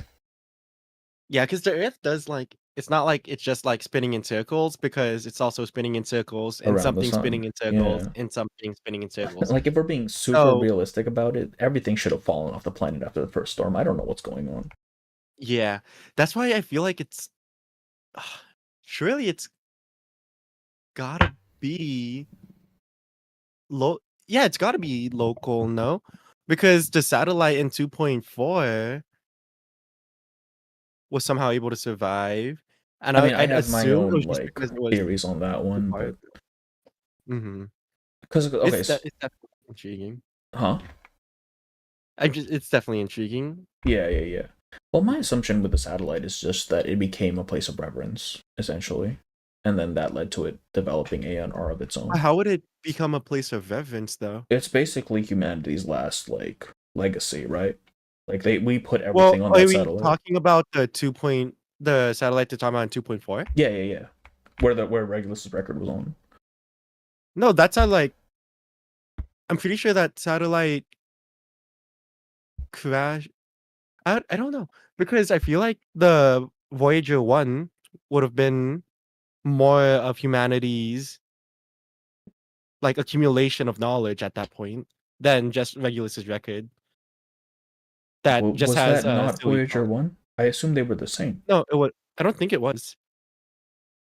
Because Really? don't you remember the satellite in 2.4 crashed back on Earth, crashed back to Earth, and that's how they were able to reclaim the Oh, I Regulus have to record, go I back think. and check 2.4 again, god damn it. I could be wrong. I could be wrong, but I think that's what happened. Okay. Because my assumption was just that this was a thing of, like, great hope for humanity, which is why it managed to become storm safe. It might literally just be the record. Something's fucked up with that record. I don't know what it is. Yeah. Jana Leos in my stream, they said the satellite crashed in 1966, Really? which I think is before Voyager 1 by a couple hundred years. Well, that, but also the couple story hundred starts in years. 1966. Yeah. Like, So maybe that seems like a that's an interesting thing to think about, actually. What would have happened if Verton didn't save Regulus at the way beginning? Regulus definitely seems like my train of thought just fucking went out the window. Holy shit. Regulus seems like she's much more significant than her presence in the story would imply. Because for everything we've seen of her, she just does nothing most of the time. But like all the clues we're getting from her, the record, Apple being fucking weird, her little thing, whatever. Like it feels like, and the fact that she sees the moon at the start as well when no one else apparently can. Like there's something weird about her. That just like an Arcanist thing. I don't think so, because like Burton specifically singles her out. Right? There's other Arcanists there, but apparently only Regulus saw it. Yeah, you're right. But how would that would also come into question? How could Verton see it also? Well, I mean, Burton is just kind of a special case in general, isn't she? But wouldn't that technically mean Regulus is at least close, if not equal, to the same level that thing Verton as has? Burton? Yeah. Like, I don't know what it is. Apparently, there's just something weird about Regulus. We don't know what. They haven't touched up on it since 1.0. Like what is her deal, dog? Hey, watch. Regulus first 7-star character, easy. Yeah. Easy. Regulus Prime. When her and fucking Apple fuse or something. No, yeah, but she's really interesting because I feel like even if at the way beginning of the story, if Verton hadn't caught actually, no. I was gonna say if Regulus wasn't taken by Verton, then she would have survived the storm since she had the Regulus record on her. Yeah. But it only delays the storm effects. Yeah. And also it's so fucking weird, right? Because okay, so in the early chapters, when she says her little thing, the Manus guy that's chasing her is like, "Give me the stone." Kal-El, no, give me the stone. But I mean, apparently now we know it's not a stone. So what the fuck happened there, right? And also, if Regulus has had the record this entire time, why the hell is it on the spaceship? Like, how did we have 2 copies of that thing now? No, I think Regulus would have gotten. I think Regulus got it from the spaceship, and then because the spaceship fell or the satellite fell 66, but the storm happened in 67. No, That's true. Yeah. so I think it was just like right before. Yeah. And then she lost it. She lost it at some point, apparently. Oh, did she? Oh, well, because when when the Manus are chasing her, saying "Give us the thing," she's like, "I don't have it anymore. It's gone." So I'm guessing she lost it at some point, and then Laplace managed to get their hands on it somehow. But she could have also been lying too. She also could have been lying, yeah. I'm also wondering, just like, because the very first chapter is like, they very specifically mention a stone, which makes me think, okay, philosopher's stone, she's an alchemist. But then it's a record. Like, what's going on there? I don't know. Yeah. And also, just like the thing on what the vinyl, like why that vinyl specifically, and not like the golden vinyl on Voyager 1. Yeah, exactly. Like, the fact that like, it has to be the fact that it's tied to Regulus in some way. So This Regulus is also- very clearly important. I just don't know why. I've also heard. Actually, oh no, never mind. What? I was about to go into uncharted territory. Okay. Yeah, but it's really interesting. It's really interesting because I don't know. I feel like maybe this is kind of an airball, but in 1.9 chapter 7, they talked about. Actually, never mind. I don't even know where I was going with that. Yeah. My fault, gang. Damn, that's crazy. I think the stone was just an early game planning, but was just kind of that does feel like what it was. Like they had a different thing for it, but then decided this was more fitting for whatever reason.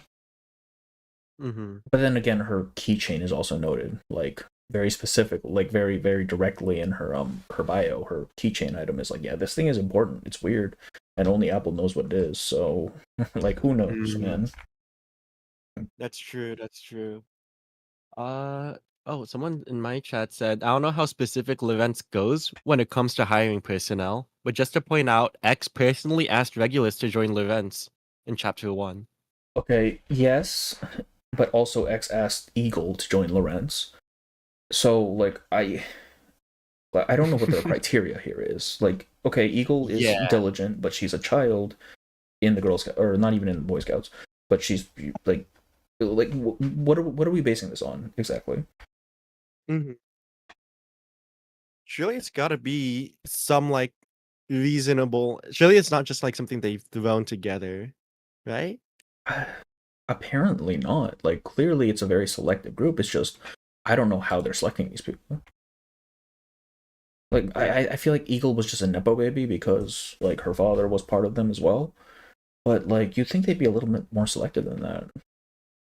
Yeah. Also, I did just check. The storm was in 1966. It so was that means okay. but June.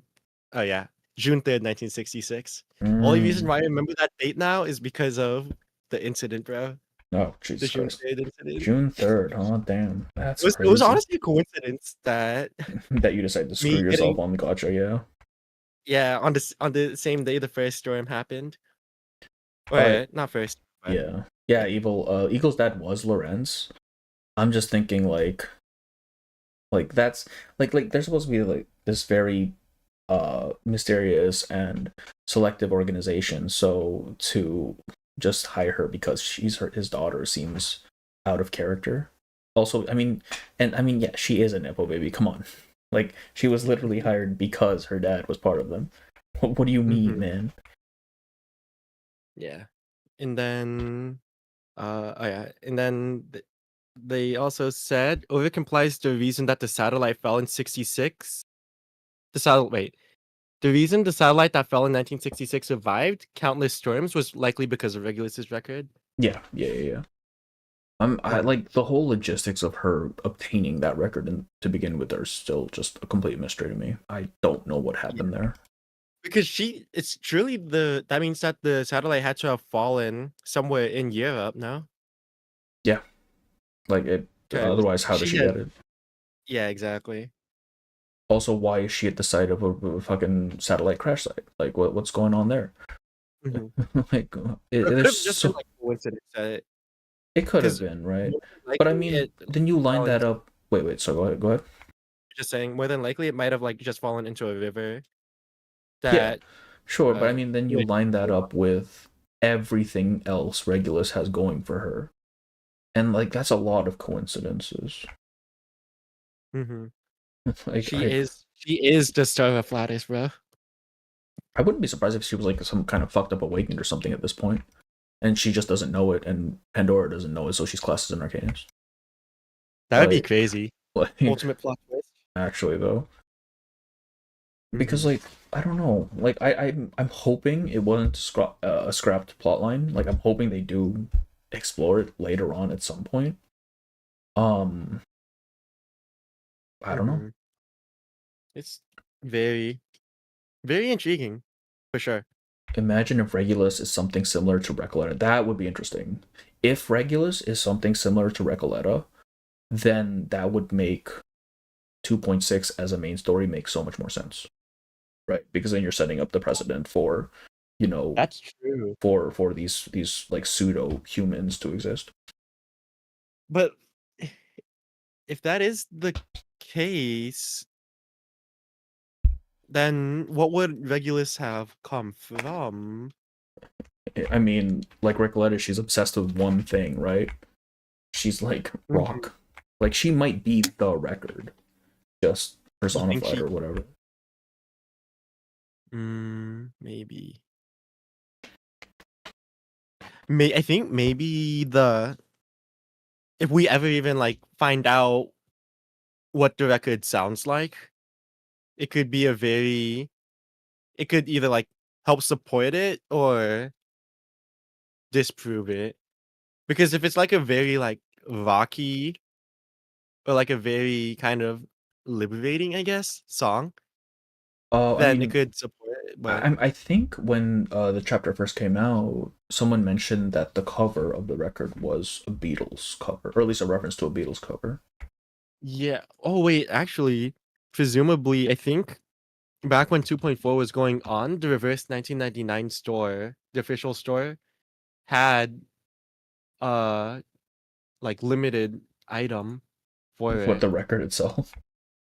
Yeah, like that. Like here, let me see if I can find it. They just marketed it as one of the copies that Ulrich made. Yeah, this is what the. Oh, come on, get the photo.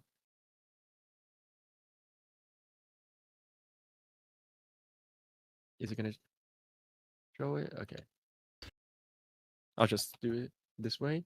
This is what the.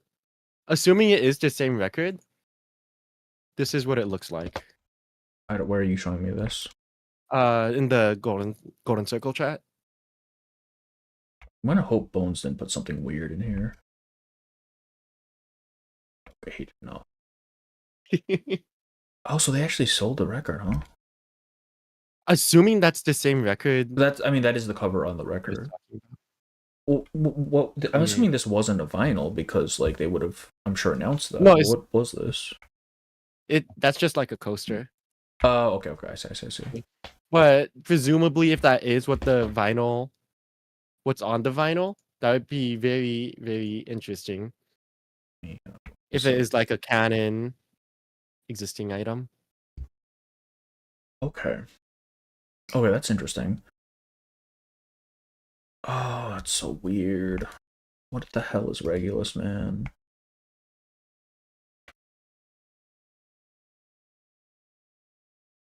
I mean, I know that, but like,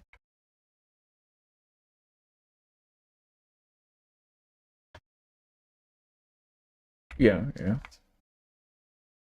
right.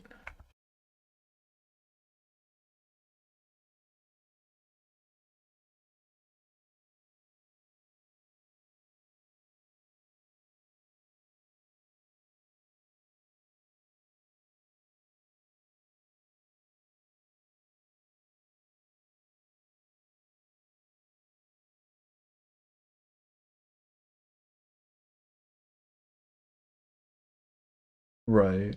Like, if she is the Awakened record.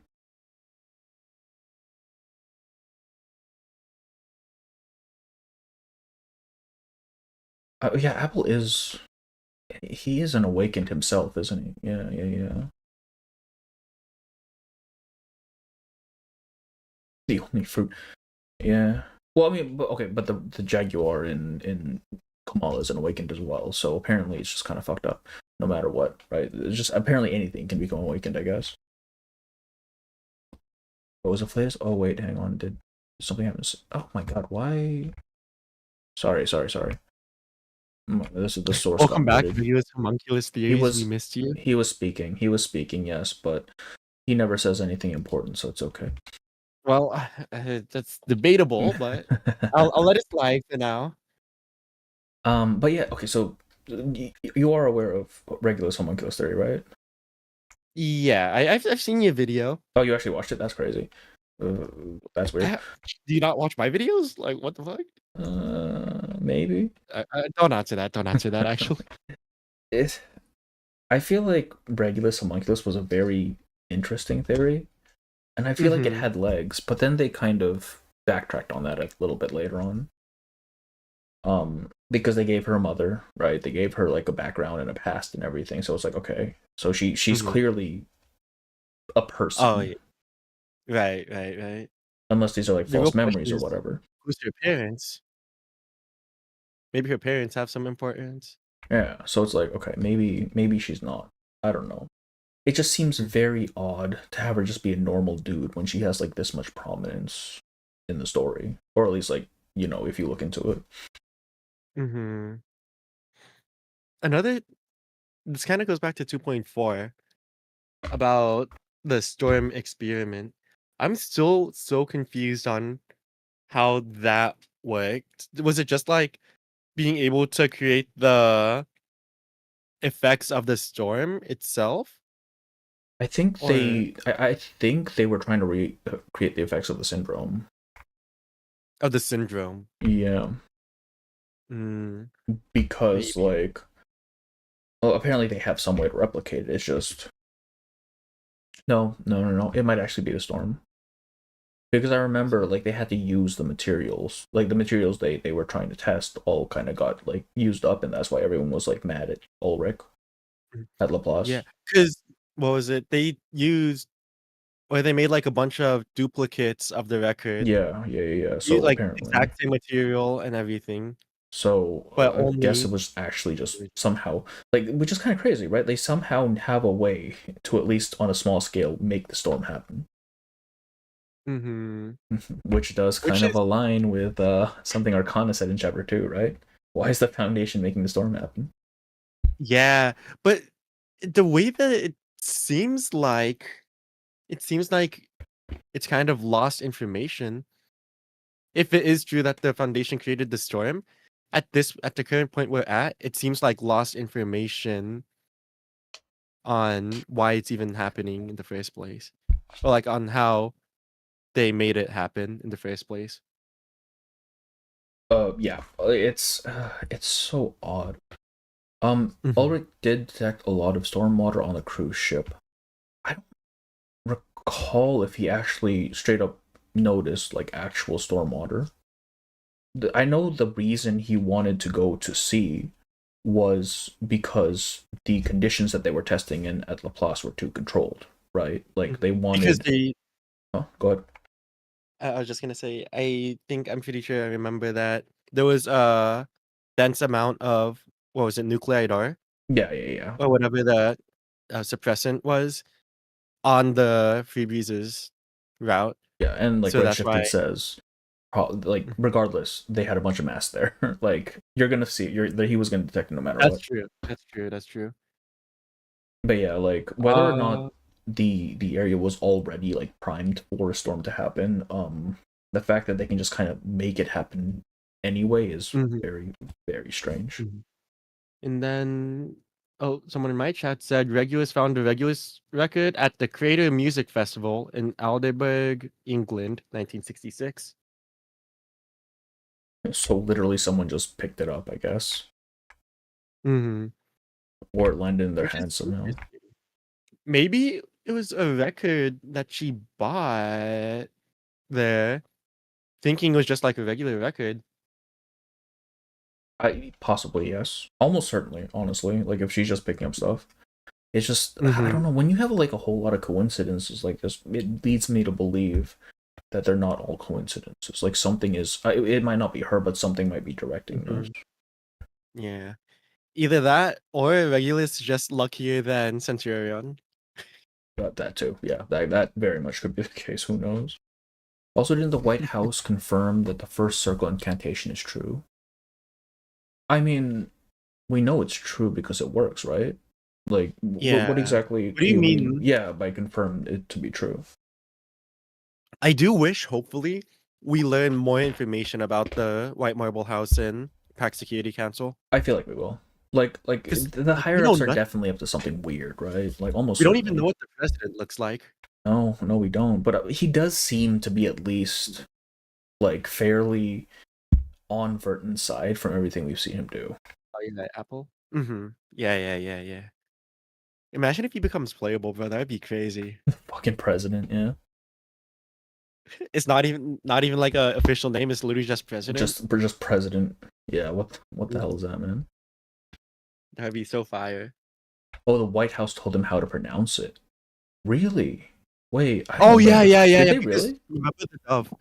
The dove was Oh. came from the Pax house. Wait, that makes sense. Shit, that's crazy. What the? So why what would the they fuck is know? Why would they know? What the hell is up with Because the house, man? this was within hours of receiving it. Yeah, exactly. Also, that means they like knew exactly. So maybe it's not. Well, I guess it still is the foundation. Maybe Verton has more ties to the White Marble House instead. I mean, I'm like she is very much a special case. Actually, I'm thinking they definitely have something to do with her. If not like her with her knowledge, it's like she was experimented on, whatever. I don't know, but there's something weird going on there. actually, I was thinking that, but then I just remembered Verton barely got the gaze of the White Marble House in chapter 4. But who said that though? Because if it's That was Constantine.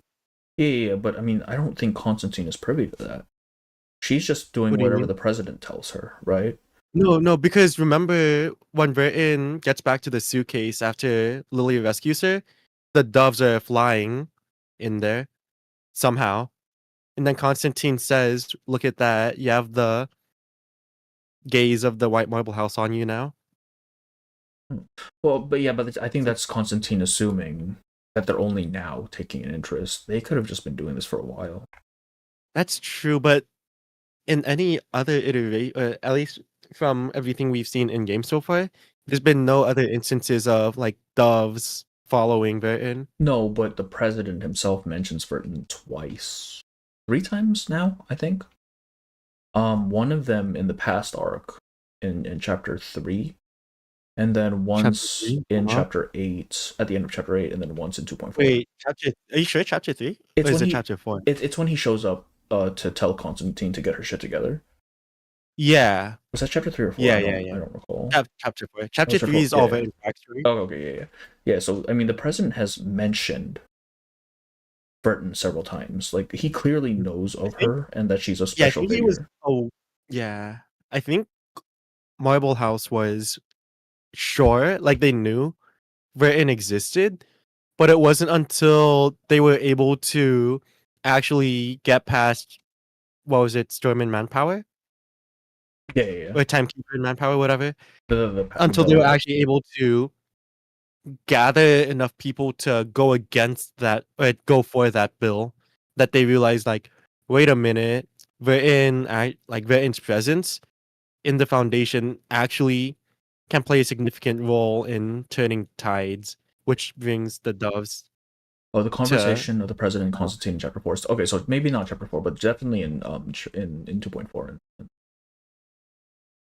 8. Mhm. Oh, that's right. Because they had the talk, whatever, but the whisper that the president gave to Constantine technically Yeah, is not privy is to us. unknown. I think then, and I guess now still, it was kind of just an assumption about something on the bill itself, but it could have been something different instead. Yeah. Because I really doubt the bill, just the bill getting passed, would have made Constantine quite literally lose her balance and like go legs shaking and shit, you know? Yeah. Well, I don't know. I feel like she was prepared maybe not necessarily lose, but like it didn't seem like she was too heavily invested in the bill itself. Yeah, And also, it 'cause, came to her as a well- surprise when the bill won, right? Like, it's not like the president gave her heads up or anything. that's true. Cause what was it? She was literally like talking with another person, like, "Oh, Like, there's you owe me no like chance. coffee or something Yeah, exactly. if we win," something like that, and then they don't. That's really interesting, actually. Doris did have Yeah. that marble chair that was gifted to her. Yeah, what the fuck was with that marble chair, man? Oh, that's right. Like, That's right. What happened there? What is that? Really, we learned about that in 2.8, right? We in chapter 8. 2.8. I'm talking about. I'm saying like, surely we'll learn. Surely we will learn. I mean, it Actually, no. I don't think we will at all. I mean, I don't know, because it does have something to do with Doris, and I'm assuming Doris is going to be important because it's But she's in we're gonna be in Antarctica. Antarctica. Yeah. I really doubt that there's gonna be. I think it's got to be in 3.x when we learn more about it. Mm. Realistically, Which I think is they're just sowing the seed. odd because 3.x is supposed to be our last arc, right? Like, The- what the heck? yeah, What are we supposed to? theoretically. How do we I feel cover like- all of these bases? I don't think there's gonna be any way for them to successfully conclude the story if they don't make at least 5 or 6 chapters just for For like This final main part. story. It might be another case like 2.0 where, or 2.x rather, where they all these stories kind of tie in even if they're not main chapter stories. True, but I don't know. It's very intriguing indeed. Okay, so let's see here. So Redshift had mentioned Esperanto, and I thought it was really interesting in Aleph's story how the linguist and I think it was not Paracelsus and Zahir were convinced that the way to reach transcendentality was through obtaining this perfect language, right? Or not even like creating this perfect language, right? And then the language of magic, right, the one that Arcana uses, is literally a constructed language. Like, I feel like Arcana herself might have something to do with the transcendentality thing. And there's also just a question of what even was Arcana. Well, she's definitely not human. Almost certainly not human. Well, yeah, of course. But like, I don't know. Like, do the Manus masks quite literally just like come from her? She does seem to be the source of the goop, at least. So I'm assuming. Yeah, yes. 100%. Because like that spike in her head. Like, what's that? Yeah, and if it does come from her, then that means that she personally is capable of creating something that can withstand the storm. So she's definitely there's something fucked up about her. Mm-hmm. It's really damn. I just don't know. My assumption, like people are saying or have assumed that she's awakened. I think she might be an awakened. Either that or some weird fucking beyond. I mean, but an awakened of what though? Well, I mean, so people, the theory I've seen is that she is an awakened for just arcanists, but I think it's more specifically that she is because awakens are typically the manifestation of an emotion or an idea, right? Sure. My assumption then is that her awakened status is due to specifically the conflict between the mundanes and arcanists. Which is why it never seems like she's actually trying to help anybody. She just keeps trying to stoke conflict because that's what sustains her. Master rage beta right there, bro. Exactly. She's actually just rage baiting. So, we don't know how long Akana's lived for, do we? No. I'm assuming she's very, very old. Yeah, she'd have to be like technically the oldest arcanist, right? I mean, I doubt she's an arcanist, but yeah. Well, but like, Oh, yeah, not necessarily, because we have Door. Door is No, but implied to have been around for a long time. But remember that Madison Dicte and the Foundation have been like at each other for long before ages. the Yeah. And if that's even the case, before that, like when she tells her like first circle story, I don't think that's just a story. I think that's like just Oh, actual. 100%. Yeah, I think that's actually just like a first-hand account or something. Yeah. And it's so interesting with Arcana because she's never lied to us at all. I don't. She Yeah, I don't believe dodges she's actually. truth Yeah, at all, but never once has she actually like straight up lied. right. Even in like And Appear On when she's like, "No, I won't fight you." I mean, she doesn't, right? yeah, she just like finds a loophole Yeah, it's to always loopholes. go around it. That makes me wonder, kind of what we were talking about earlier. What exactly did she mean with those 3 questions? So the first one was, "Why is the Foundation creating a storm?" Which is just like, we're just gonna ignore that one because like, what the hell, man? I'm assuming it has Yeah, something to like do with Marble House. And the second one is like the experiments and shit, which actually aligns with Nuclide R, even if it's like a different name. And the third one is just yeah, like haunting Burton. It's like she knows something. It's so odd. I had this yeah, idea where the because mask doesn't really protect you from the storm since you essentially permanently have a storm syndrome like syndrome. Oh, so like in exchange for not actually getting stormed, you're just kind of forever stuck in the pre-storm phase. Wait, what were you gonna say? mhm. Oh no, I don't think I was gonna say. Was I gonna say something? I I don't know. I thought forget. you were gonna say something. No, you're good. You're good. Oh wait, maybe I remember. Because yeah, the first question was about the foundation and the storm. What was the second question again? Oh, the second question was Child experiments. the experiments, yeah. And the Yeah, third was I just like, hey, your dudes aren't doing too good. I'm wondering if the experiments done by the foundation, if those are just like that chess game that Constantine played with the kids, or if it's just like a whole other experiment talking about like why Vertin has the scar on her back. It has to be the latter, right? Because the fact that she even mentions the scar at all, like the fact that it becomes an important point, Mm-hmm. is telling in itself, especially if it's in that same like block of narrative. So I'm Mm-hmm. assuming Burton herself is like a catalyst for some sort of ritual or something. That's always been my assumption. Yeah. I had a theory. I think I talked to you about it a small bit before, where Vertin, um, where her entire body's arcanum is being put to being able to create like what immune protein G. Yeah, like some sort of anti-storm effect, and that's why her Yeah, Arcanum is so shit. yeah, and she goes for the discs instead. Yeah. That, I mean, that would tie into a lot of the stuff, Mm-hmm. especially like we get a lot of like the closed eye, or yeah, the closed eye symbolism and the moon symbolism, right? Like we have the Mm-hmm. moon with Regulus, we have the closed eyes with Manus and the blinders. You have the mask from Foundation, and you Mm-hmm. have what was it, Doris being blind herself. First login screen shows what that scar looks like. Yes. Does it? Kind of. There's a picture in on the first login screen, like a little painting that Mm-hmm. if you find the full version of it, which I think Blue Pop posted at one point, um, it's just a closed eye, or it was an eye with moons and lines coming out off of it. Oh, that's kind of a fucking creepy portrait, Loki. This one, right?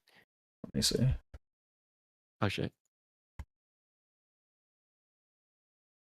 That one? Oh, here we go. Yeah, that's the one. Yeah. Damn. Like they keep throwing in this specific symbolism, the eyes and the moon, and it's like this What does it clearly is something mean? important. Like clearly they're not Yeah. going to bring it up this much if it's not significant. Mm-hmm. Well, I was kind of imagining for at first was maybe Blue Puck is kind of playing with the idea of see no evil, speak no evil, hear no evil. Except in this case, it's just evil. Yeah, that's the reason. Like, okay, maybe that's not the case, but I don't know. It's really I mean, yeah. I mean, to a degree, it kind of is, right? Like, I'm assuming, at least on the Foundation side, it's just blind, or on both sides, actually, it's just blind obedience. It's, don't question it, just do what they say, sort of thing. I don't know why the fuck Yeah, Erd is blind. That's odd. Oh yeah, yeah, that's right, that's right. I was thinking, what was it? The Manus Vindicte / Foundation are both like see no evil in a Right. way, with the way they're kind of, I guess, more Manus see no evil. Right. Because, I But mean, like, then Manus no, themselves, like, the individuals in Manus, I wouldn't classify necessarily as evil, right? Because it's the same recruitment method that cults tend to use, right? You find the marginalized, you find the people who don't have a place to belong, and you tell them, yeah, you can belong here. So, like, right. That's literally what they did with Diggers. exactly, like these are people who have ideals or need a place to belong, and they just kind of go there. So I wouldn't say so yeah, they're basically blind to essentially what they are, what they truly are. Mm-hmm. Yeah. Oh man. Damn, I just had a really good thing I wanted to ask, but I forget. Someone said the whole Unfortunately. idea of the Manus Mass is blinded by revenge. That too. Yeah, that's a good point. Mhm. I've mentioned this to you before. I think it's very fucking Mhm. weird that Forget Me Not doesn't have any of the Manus symbols, like, at all. Oh, that's right. That's what I was gonna. I was gonna bring up Forget Me Not. Also, I was like, what's he got to do with any of this? Like, who is Exactly. Forget Me Not? He doesn't have any of the typical, aside from being, hating humans, he doesn't have any of your typical Manus stuff. And if he was only recruited in the second storm, or the second chapter, right? Because 1929, Do we know that for a fact though, or is that just assumption? it is implied, right, through the traces that this Is it? is his era. Mainly because it's his family is from that era. I But guess, yeah. but like, if he's only been recruited for that long, it's not been that long. Why is he so high up on the totem pole? Like, there's something fucking weird Exactly. about this guy. Exactly. I Because all things considered, he seems like a fairly like regular person, In terms of, like, other canon, than yeah. like his extremist views. Yeah, exactly. Like, he's not particularly special aside from being pure-blooded, which everyone in Menace realistically should be, or at least the high rankers. Like, why? What's so special about this guy? And actually, I'm gonna search this up right now. What's the meaning of forget? I feel like that's a really obvious one. But like, what's It's in his the name, symbolism? dog. It's I in know, the name of the fucking flower, dog. I know, but just maybe Maybe. I feel like symbolize remember. Arcana isn't the only person in the Menace. Yeah, Arcana's the instigator. And, like, Arcana is the fucking Jim Jones of Jonestown. Crazy. She's absolutely gonna make everyone die. Like, I have zero expectation that anyone in Menace is living. Like, it is literally a cult. She's going to tell them to What do you mean? sacrifice themselves, and Diggers they will literally sacrifice survives, bro. themselves. Huh? Diggers literally survives, bro. That man's in prison right now. That man is going on I a mean, tour of, like, just worldwide prisons. I wanted to ask this actually. Diggers' anecdote takes place over like years, right? No. Technically. No. It's only the chapter 7. Are you sure? Yep. It is him joining Menace, right? Then it is him. Uh-huh. So at absolute latest that it could have started was 1966, right? Because 1966, when he meets Regulus and Remit Cup, he has not yet been part of Menace. Most likely he survives the 1966 storm because Menace takes him in. And then from that point, it's a couple. How long is it? It's like 3 months, 3 or 4 months from the 1912 or 1913 to 1914, in which case he is now on a Peron, where he stays there for a couple weeks, it seems, before being shipped off to Latin America.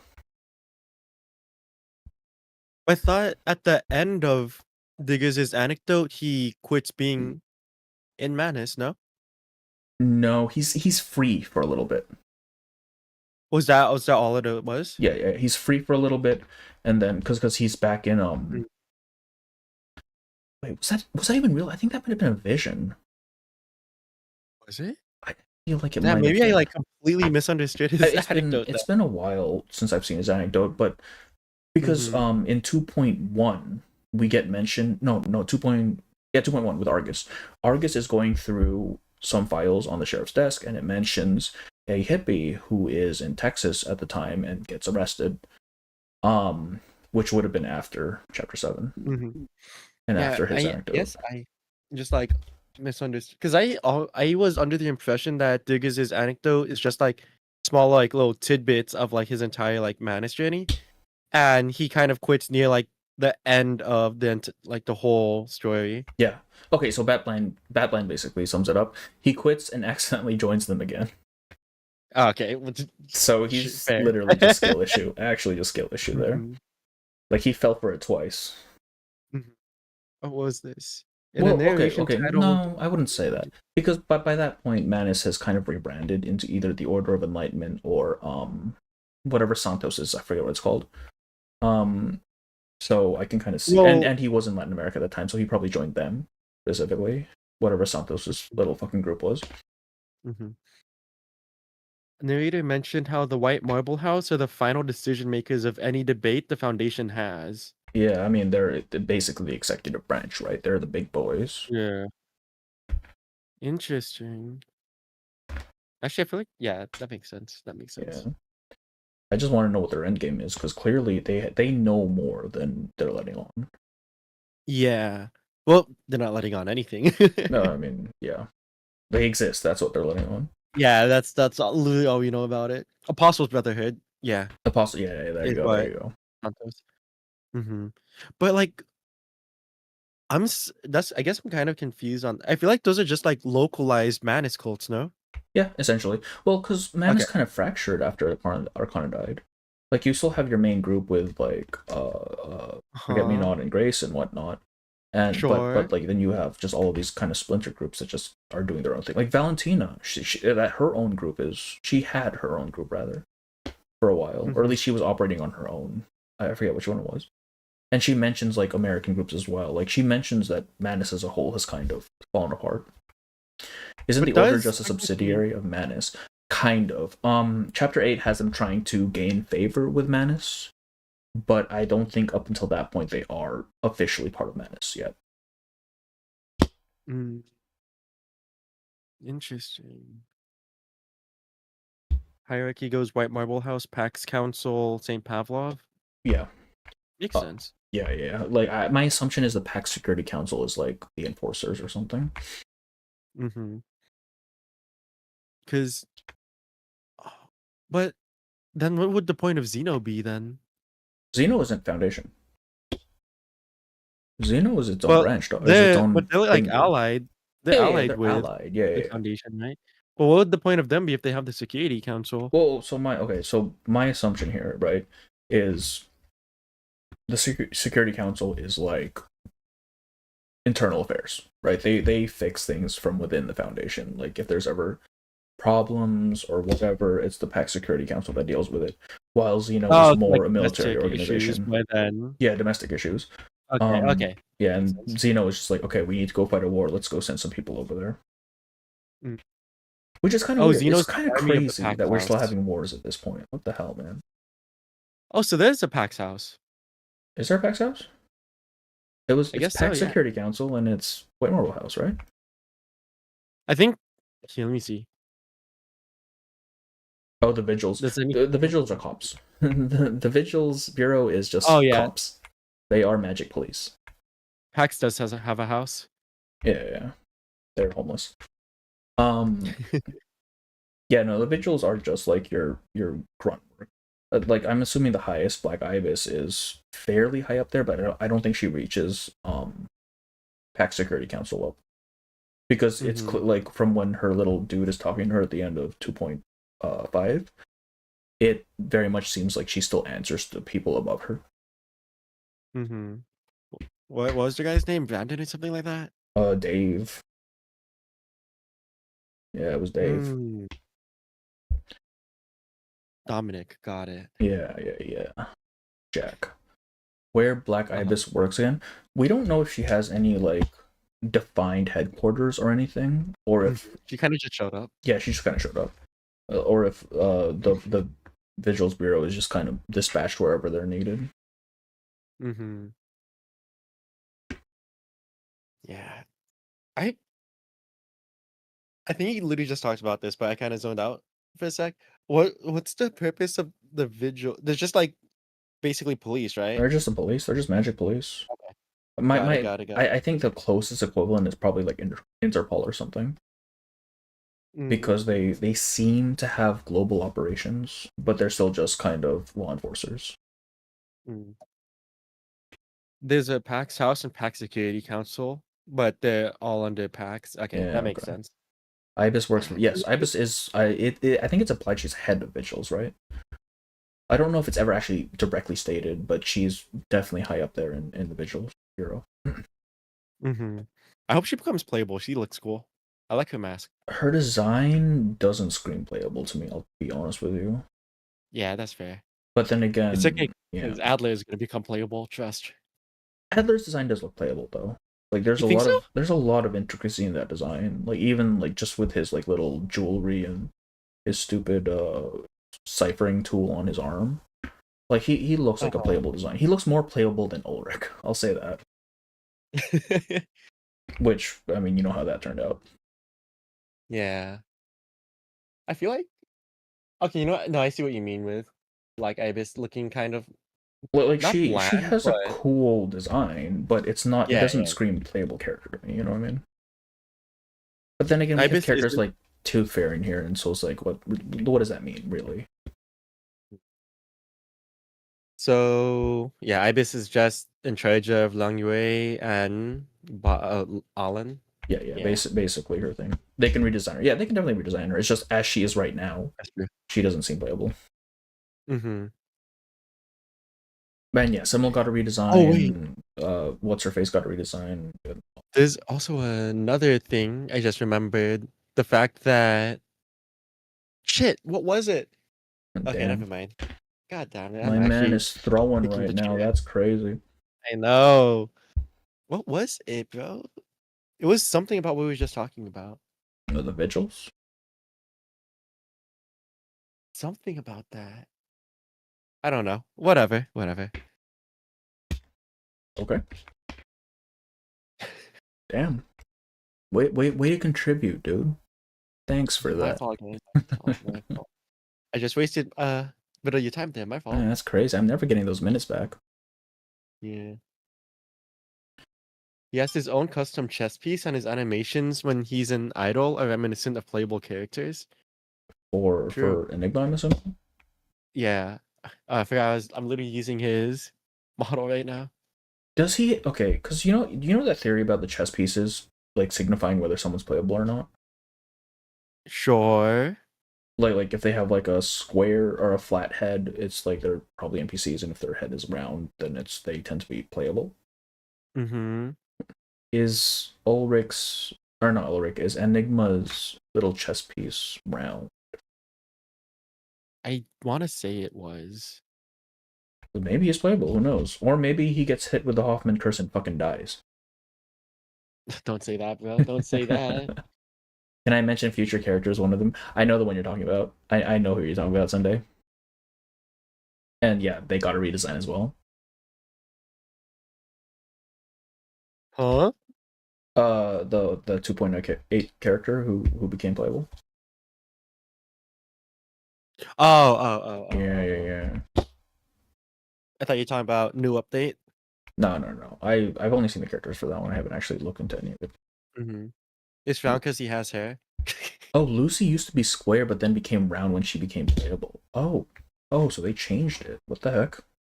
I feel like though they've been changing people's chess pieces fairly often. Possibly. I mean, So I I don't definitely think. saw a comparison of like 1.0 to now, where it gets a little Yeah, bit more intricate, but I don't know about but recently. surely that's. I don't think that's. At first I was thinking it's a budget issue, but now I'm kind of thinking that shouldn't be the case No, because if they're doing this in modeling software, like realistically, because it shouldn't. It's not that expensive to create like a fucking chess piece yeah, image. exactly. And I mean, if it's modeling software, there's not that much difference between, you know, making a sphere and making a cylinder. Yeah. Type shit. Name Day got plastic surgery too. That's true. Name Day did get kind of a glow up. Honestly, I kind of like Name Day's I mean, old design. to be more. fair It felt though, rougher. I guess that could kind of give us a small bit of time, a little bit of time to know when 1.6 took place. We are never gonna know when fucking 1.6. Okay, holy shit. Okay, so 1.6, right? Yenisei, this is supposed to be Yenisei's original era, right? Yenisei is supposed to be from the early 1800s. She's early 19th century, right? Which is okay, fine, great, whatever. But we have fucking Zima there because Name Day goes and recruits Zima after the events of Chori, which means Zima. This has to be after the storm. This can't be the original era. This has to be after the storm because fucking Zima is there. But then you also have Pandora Wilson showing up to tell Gutian to like not be a big bitch. Like there are so many weird time things here that don't line up. I don't get it. Yeah, I just kind of just thinking like, cause Name Day shows up in Gutian's story. Yeah. Right? He shows up in Gutian's. He shows up in Zima's, and it's like, why? And yeah, what the fuck? I was just thinking maybe depending on on how similar they look from each other, we can kind of distinguish how many years ago it happened. But now I'm like not too sure. Hang on, I'm gonna look up when Zima fucking. Pay City is protected from the storm, so it's still in early 19th century. Yeah, I mean, Pay City itself is in some weird time bubble. Like they mentioned that at least. Okay, so look, fucking hell. Zima is early 20th century. This doesn't make any goddamn sense. Early 20th century is 1900s. What the fuck? I hate this. 1.6 is such a clusterfuck of weird times that don't make sense. Maybe there's a secret storm that happened in the 1900s, right? I hate this game. Fucking hate this game. I mean, actually, no. I was gonna say maybe what could happen is 3.0. They decide 3.0 won't be the end of it, and instead they'll just like we just go back to the past. Yeah, it goes back one more time to the early 1900s, and that explains everything. Damn it. Here's the thing: we don't know when Gutian left Pay City to go with the full. That's true. That's fair. But also, Pandora Wilson talks to Gutian during the events of Shori. She's the reason Gutian is able to escape the prison. So 1987. What the fuck happened there? Huh? Oh no, I'm just reading my chat. Oh, okay. Wasn't because of the waters. I assume it's because of the water. Like the whole time thing is because of the waters, but that still doesn't really explain the overall time period. Because even outside of like the time bubble containment zone, we're still supposed to be in the 1800s. BP had a lot of balls to drop a story like 1.6 for their first CN New Year patch. It could have been done so much better, man. Come on. Sure. Zima was banished by the yes, Zima was banished by the Tsar. Well, we did 20th century. Let's do 19th century for another 3 versions now. Yeah, we're just gonna we're breaking the 1900 barrier. We're going back to the 1800s, man. I know. Dang. 1.6 is so frustrating to me. Like At the end of this, it could have been fine if we didn't get the reference in 2.5, because the reference in 2.5 implies that it has already occurred. We could have just said it was a future storm, but no, we decided we're gonna go ahead and say, yeah, no, this has happened already. Fuck you. Oh, that's right. I remember like vaguely what you're talking about. Yeah. Gutian took many multiple long naps in his character story. Who knows he could be napping after this. Yeah. But I'm saying since Pandora Wilson shows up literally during the events of Shori, it can't be that long, unless Pandora Wilson herself is immortal for whatever reason. How about the architectures of their structures, such as walls and their cultural garments? That's Pay City itself, Chip. Pay City itself is just stuck in like the 800s or something. Give me a second. I'll be right back. Oh yeah, for sure. I'm just going through chat right now. No We worries. love 1.6 and how much it makes perfect sense. Yeah, we love it. There's also Yenisei, who is 19th century, isn't immortal or stuff like that, and I'm pretty sure she meets Vernon Sinnoh in person, which is just so confusing. Exactly. Like, it doesn't make sense. I think there is a little bit there for Yenisei, because it is implied in her story 1 that she is at least part Rusalka, which may give her longevity. I don't know. I don't know if that was ever mentioned for Rusalka specifically. But I mean, the fact that she may have non-humanoid blood in her could be important.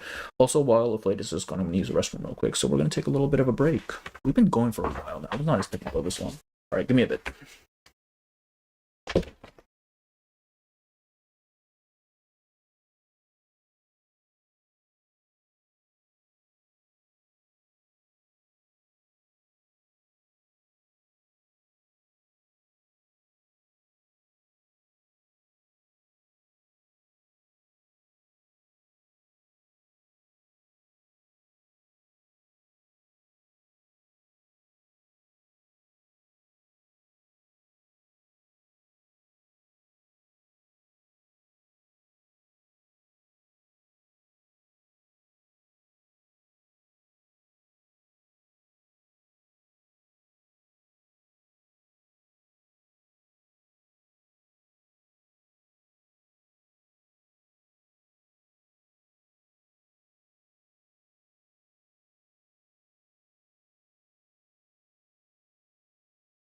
Okay, I'm back. Oh, it seems like apparently I got reversed chat. So am I okay? My V2 is glitching.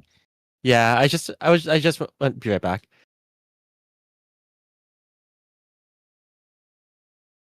How are we doing? A Paranite stream. He kind of just like left also. Yeah. You guys should just like say that there's a spider and make him think that there's a spider somewhere in his room. I think that'd be so funny, chat. If Yenisei was the only MC, then it would make sense Yenisei went into Pay City and skipped a few years.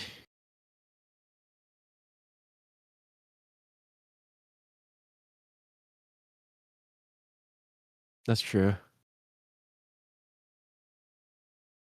Zima and Eagle's anecdotes take place in 1912 and 1913.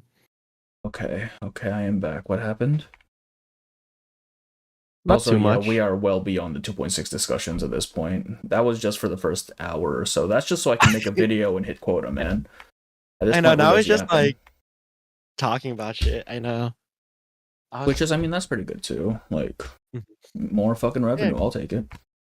There was something I was going to talk about that I forget. Damn, bro. That's tough. Oh, Alright. What? I was going to say 2.7's trailer was interesting to me in I the haven't seen fact it yet. that I still haven't seen you it, haven't actually. seen it yet? Dog. No. That's Actually, crazy. let's I could just watch it right now and make a thing for that as well. Bro, I'm gonna make live so reaction. much goddamn, you know, get Yeah, that money. Yeah. Okay, I think I might have just Let me go flashed my ahead. script on screen. God damn it. I'll go ahead and deafen for now so you can watch it. And then when you finish watching it, let me know. All right, boys. We're gonna be shilling a little bit. Making some slop. I'll be right back. Paradise Nights chat. Oh god, I haven't reacted to something live in such a long time, man. Multi-content making actually, though. How do we set this up? We go to a different scene, that's what we fucking do. Oh, Hisabeth's trailer is open already. That's crazy. Is that usually, do they usually release them that early? Damn. Let's see here. I need to video capture device. Let's Deactivate that guy. Hell yeah. Window capture. We go to this one.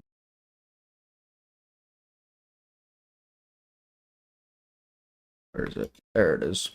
There it is. I'm getting poor on the 2.8 patch. Man, the next couple patches are going to be absolutely fucked for me. I'm so screwed. Alright. Do I need to do an intro for this? Or should I just quote-unquote react, man? Alright, if I feel like the reaction is interesting enough, I'll just make it a video. Otherwise, let's fucking watch this thing, yeah?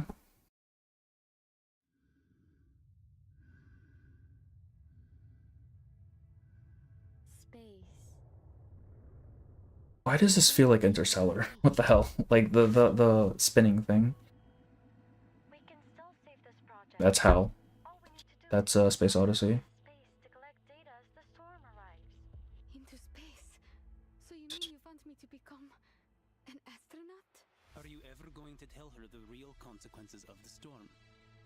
If this works out, then I guarantee you'll arrive home safe and sound. Right, so the assumption for this is Plesetsk, right? This is what was mentioned in 2.4, so this is a past arc, right? You really expect me to sign this application knowing it means you're all going to die? Miss Elizabeth, I know these Time and Space Odyssey, yeah. regular natural disaster. Random lore drop in the trail. It's not just, building or some candy in a store that will be taken away. It's the place I grew up and all the people I love. If we determine the storm will inevitably Who is this? Why is she getting so much? But if something were to happen, Audio's too low. Wait. We can fix that. I need you to keep That's our way too loud records. now. Holy shit. That's better. Okay.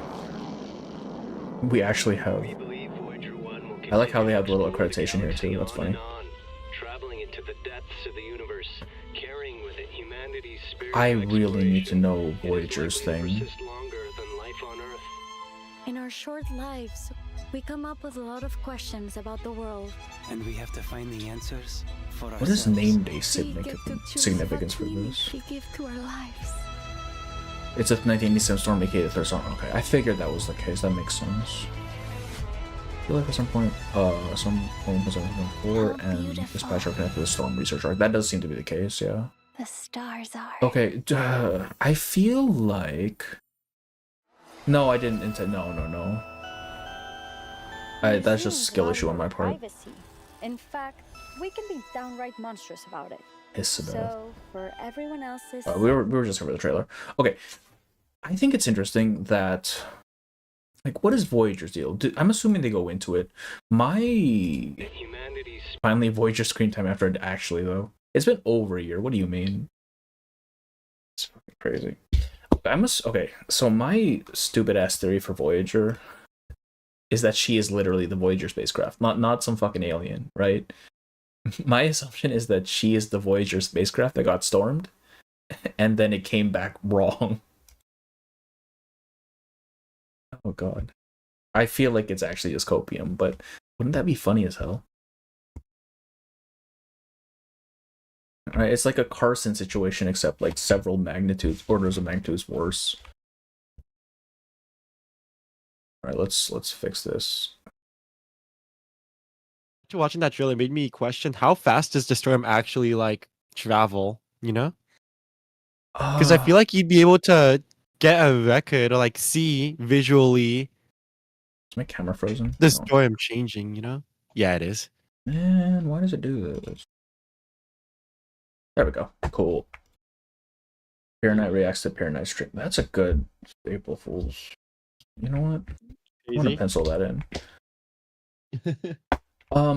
Yeah, no, but it's... Sorry, what were you saying? I completely lost track. Just saying how fast, because in the trailer we see the Earth like going from one era to the next via the storm. What speed is that going at? Because I feel like technically you'd be able to have a camera at some point To see it to like see occur. kind of like happen. Of course, it's gonna be like very instantaneous, I mean, seemingly, I don't but know necessarily if that's the storm actually happening. That might just be the syndrome. Because I remember in chapter 7 they mentioned that the syndrome originates at the critical point and then spreads out from there, right? But the storm itself all happens at once, is my assumption. is that the case? Yeah, because when the storm hits on Earth, everything on Earth just storms at the same time, right? I mean, but have we seen like irrefutable, not ir, but have we seen like pretty good evidence for that? Every storm essentially, because yeah, pretty Because much all every the storm, places right? we have but we've only seen like singular places. We haven't That seen is it on like a true. wide scale. The closest thing that we've seen in like multiple places would have been 1914. But even then, No. Because Hmm? in the ninth storm, the Vienna storm, we saw it happened Mhm. in Vienna at the same time as it happened on Aperon. But those are pretty close to each other. I mean, it depends on like how. It also happened. I'm assuming it happened in Laplace at the same time, but we don't know where the fuck Laplace is. But yeah, I mean, close to each other in the sense that they're both within the same landmass. But like that's a big distance. I mean, because it's only because Aperon was in the sea, no? Just like stranded in the middle of the sea. Yeah, they're in the middle of the Aegean Sea, I believe. I don't know where that Yeah, is, but I Aegean. know they Let me mentioned see, it. Aegean Sea. Aegean Sea. I'm assuming it's in the Mediterranean, near the Mediterranean somewhere. It's between Greece and Turkey. Okay, yeah, so Mediterranean-ish.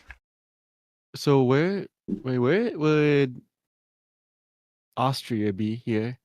Austria is Vienna, which is, or I mean, Vienna's in Austria, which is south of Germany.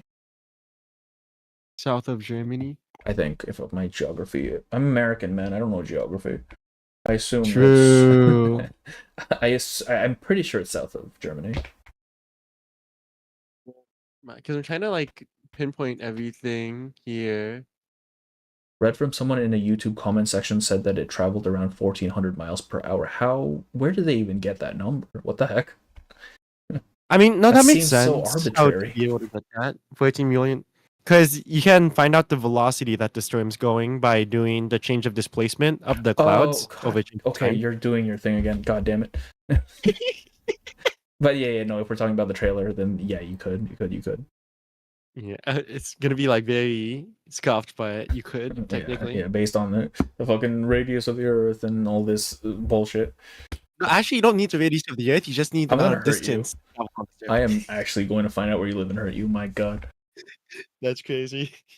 My theory is Voyager was an awakened galaxy that existed for no purpose until she saw the golden disc, and she came somehow find out where the Earth is to come and perform to service. I don't know about that, right? Because the whole point of Awakened is that they awaken as a result of humans. Like, it is very explicitly noted that awakens happen because humans have emotions and I mean, but ideals. isn't Voyager technically beyond? And yeah, and also she is technically beyond. I mean, not technically, she is classified as a beyond. Yeah. Who else is beyond, actually? Alien T, Jessica. Oh yeah, what's the and Alien T's thing also? he's straight up an alien. He's just an alien. Is he okay? I guess yeah. He And was then sent to Earth to undeveloped. kidnap a child and couldn't fucking do that for 10 Oh years. yeah, I remember that. He was like, "Oh, humanity's actually not that bad." No. He hates humanity. He hates being here. It's just he couldn't do his job, and he's not allowed to go home until he does. And now that the storm is happening, he's being kept by the Foundation and isn't allowed to leave. He is literally Wait, so that means here because of a skill issue. Yeah. Wait, doesn't that technically mean that the storm is localized to just Earth? Kind of, right? Because he does mention in his anecdote that this is the first time he's heard of the storm ever. Yeah, that's true. But Yeah, how do you this is remember also that? the first time he's experiencing it as an outside observer. Mm-hmm. Which means like it could have happened before, but they have no frame of reference to know, right? Because they got hit by it. That's true. No, but I feel like even where Alien T was from, there would be at least like a critical point there. if he's in like a big community of things. Unless, unless, well, it seems to imply that humanity as a whole is kind of special. Because for whatever reason, Arcanum seems to stem from us specifically, and the storm seems to stem from at least Earth specifically. Because it's always Earth stuff that happens that causes the storm. And it's Earth, it's humans that, or Arcanist, I guess, that influence Numa and all that. One of my people says it most likely affects space since OXZ's Regulus satellite. That's true, yeah, stationed the in Regulus space- satellite got hit. No, but I feel like overall though, even though it's technically in space, it's still within the Earth's gravitational field. Yeah, within, I mean, if it's orbiting, then it would be within that gravitational field. I feel like it's still within like Earth's kind of boundary and not like, because I'm talking about like vast space. Yeah, like not like just deep, like deep space. Yeah. Yeah. But I here's, feel like when it comes to deep space, I don't know. it's so okay. My Does that mean main that gripe, right, with it being localized to Earth, is that physically it doesn't make any goddamn sense. Okay. I mean, but but to be fair, also if what you say, if it is all throughout space, and you're saying that it happens instantaneously, that would also not make much sense because I mean it goes faster than the speed of light, you know, which is mathematically it's time. possible. It's Makes time, man. Time doesn't exist. Time's not real. I mean, depends who you go to, but yeah. It's weird though, right? So if we assume that it's universal, but we assume that it does have travel time and it isn't instantaneous, then that would mean like some areas of the universe are stormed while others are not over long periods of time. Yeah, it's gonna be like what's the example? If you like drop water into a drop of water into a bigger like bowl of it or something, kind of those ripples Yeah. would be kind of how the storm acts, how it expands out. I just feel like it makes so little sense physically, because if you're moving stuff in time, that means they're also moving in space, right? Like if we're gonna assume the Earth gets reversed 3 years or so, well, that now the Earth is 3 years whatever it was in its orbit, which means it's either falling out of orbit or it's crashing into something, right? And if we do that on a universal scale, then that means the galaxies are getting thrown off whack, solar systems are getting thrown off whack, people on the Earth's surface are getting chucked out into space. It doesn't make sense. It doesn't make any fucking sense. That's Damn it. God damn it. But I feel like in both aspects it doesn't make much sense. No, it doesn't at all. So just the storm is just a weird thing. Yeah. Oh yeah, and then the fact that there was a pioneer that crossed the storm too. Exactly. Like what the fuck, man?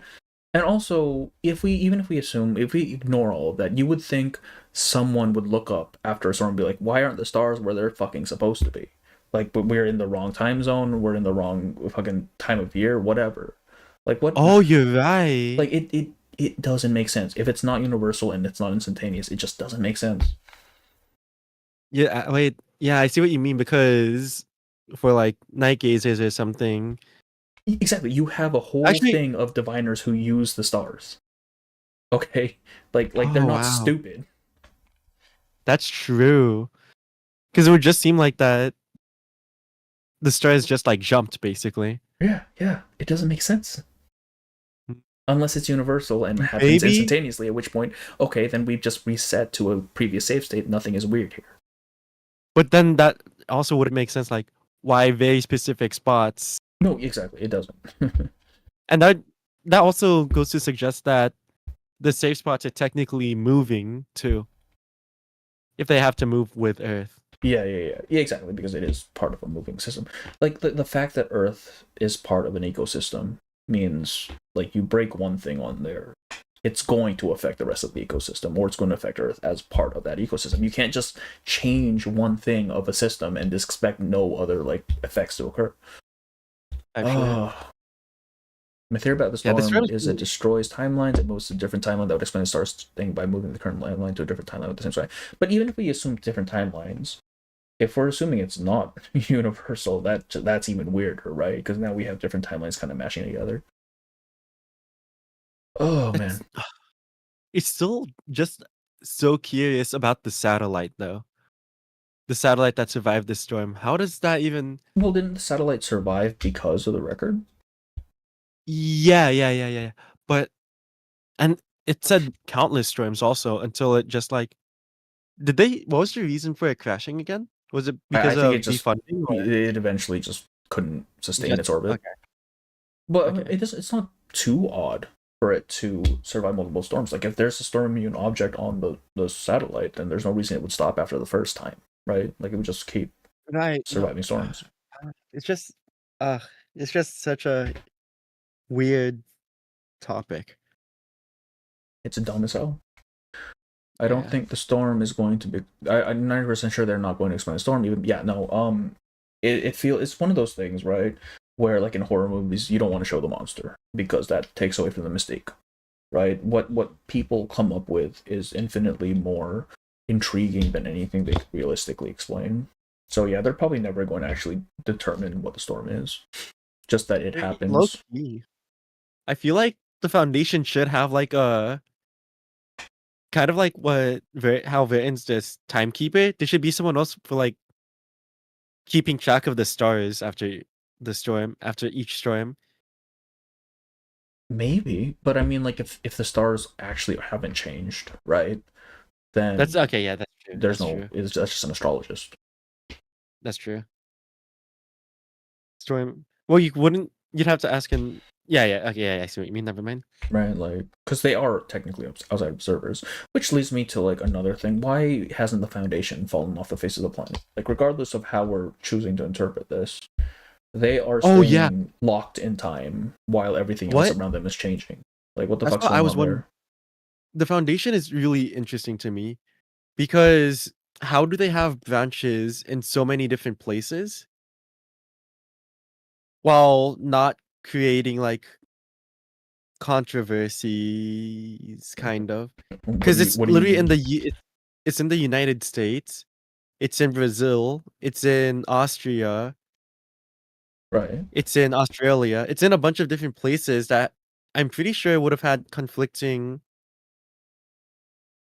like Well, I mean, we kind of see it. disputes, We kind you of see it in know. Austria, though, right? Where the Vienna branch, technically, yeah, it's the Foundation, but Carl says, no, we're Austrian first and foremost, right? Right, Like they're that's under true. Foundation designation, but like their loyalty lies with their country. Like, what's the govern like? I'm confused. I'm just like on its status, because if you could take a look at it as a government, I really doubt that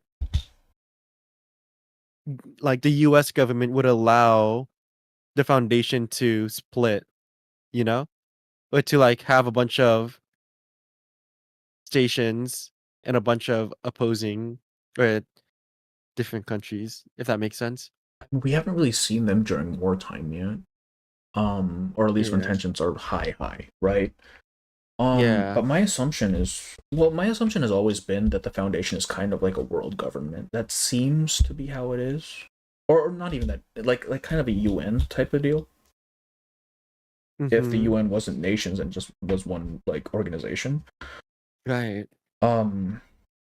So regardless of whether we're at a point of conflict, it's in their best interest to have people on the ground in wherever they can.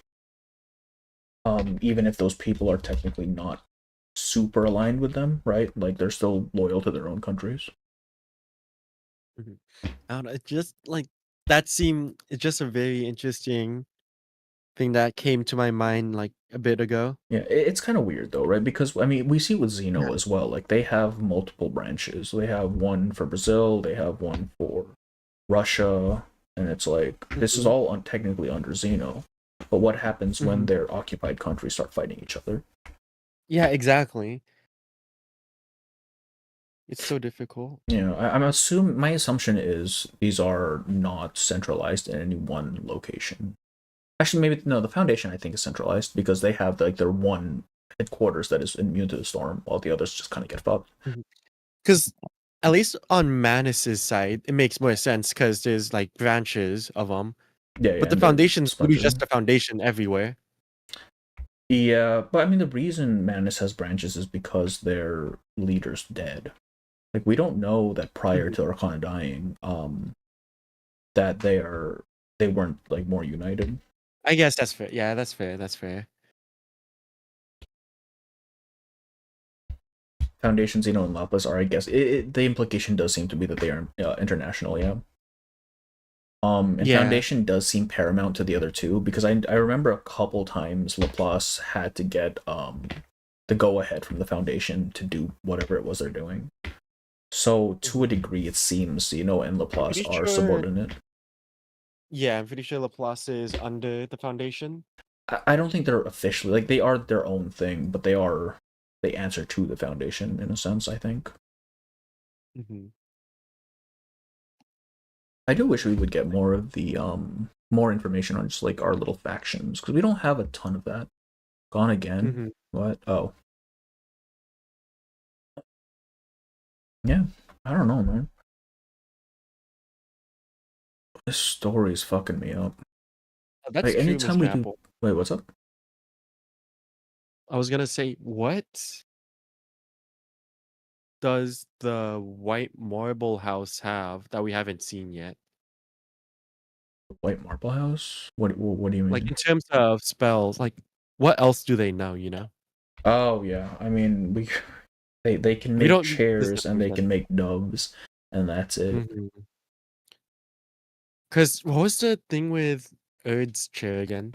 It was We a white don't know. marble chair. Yeah, it's a white marble chair Or, like, with a what button was on the it. description?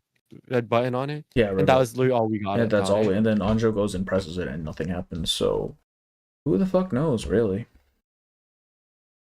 I think Blue Box just uses their organizations as replacements for governments because it'd be too controversial. Yeah, for sure. Like, you don't want to just name drop random governments because, like, China might not like that, right? But they do seem to play somewhat of a different role in this world, in that they are significantly more powerful than any single government, or at least have more influence than any single government. There's a power struggle, that's for sure. Yeah. I can buy the Foundation existing as its own thing, but our 1999's history really shouldn't be the same as ours if there was a Foundation the whole time. I mean, how close is it to ours, really, right?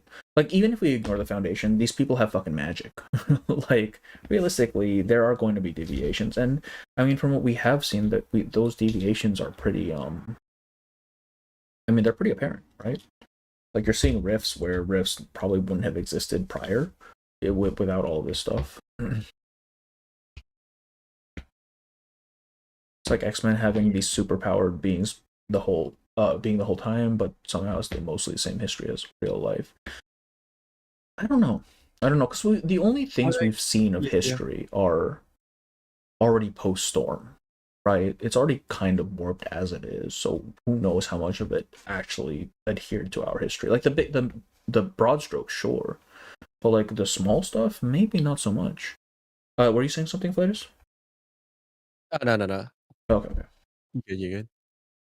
Also, do you think the humans are justified in being like Arcanists are fucking dangerous? Because I think they are. I think there's a very, very justified reaction from the humans there.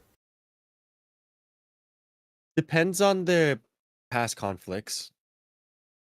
Not even that though, But right? Because if we're thinking I guess like Druvis Yeah, single-handedly as a took whole. down like a foundation, like quarter of the foundation. Like Mhm. at any point in history, you're gonna see that, and you're like, okay, maybe we don't want to get wiped out by these people, right? Like it's just self-preservation. Yeah. I feel like end of the day is just fear of the unknown. You don't know what other people are doing. But I mean, like and you don't know. Well, because I asked because Evil brought up X-Men in my chat, and it's the same thing with X-Men, right? Like when their mutations are like small and like who cares, it's fine. But then you have literal world enders, like okay, maybe I do want some regulations on that, right? Maybe I don't want these people just running around destroying shit. And like I can understand that, right? It's just when you're like when the scale is small, fine, whatever. Maybe we shouldn't be discriminating, but fuck me, man. If there's a demigod walking around, yeah, I'm gonna discriminate against that guy. He's gonna kill me. God damn. That's fair.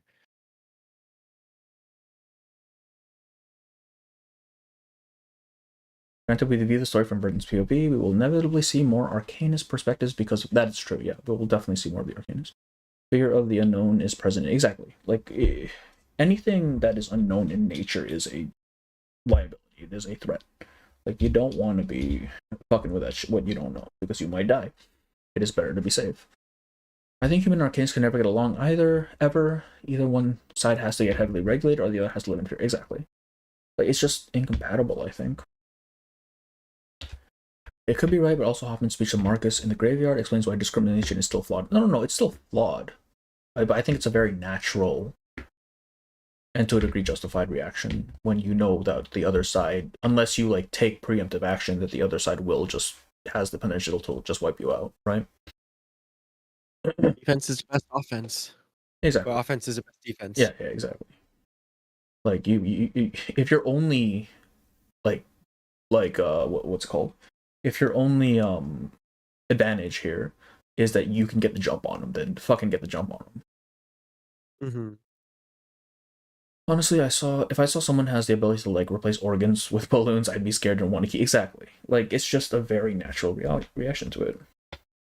Mm-hmm. Which kind of screws over the arcanists who aren't very good because like did you watch the gorilla tier list or no?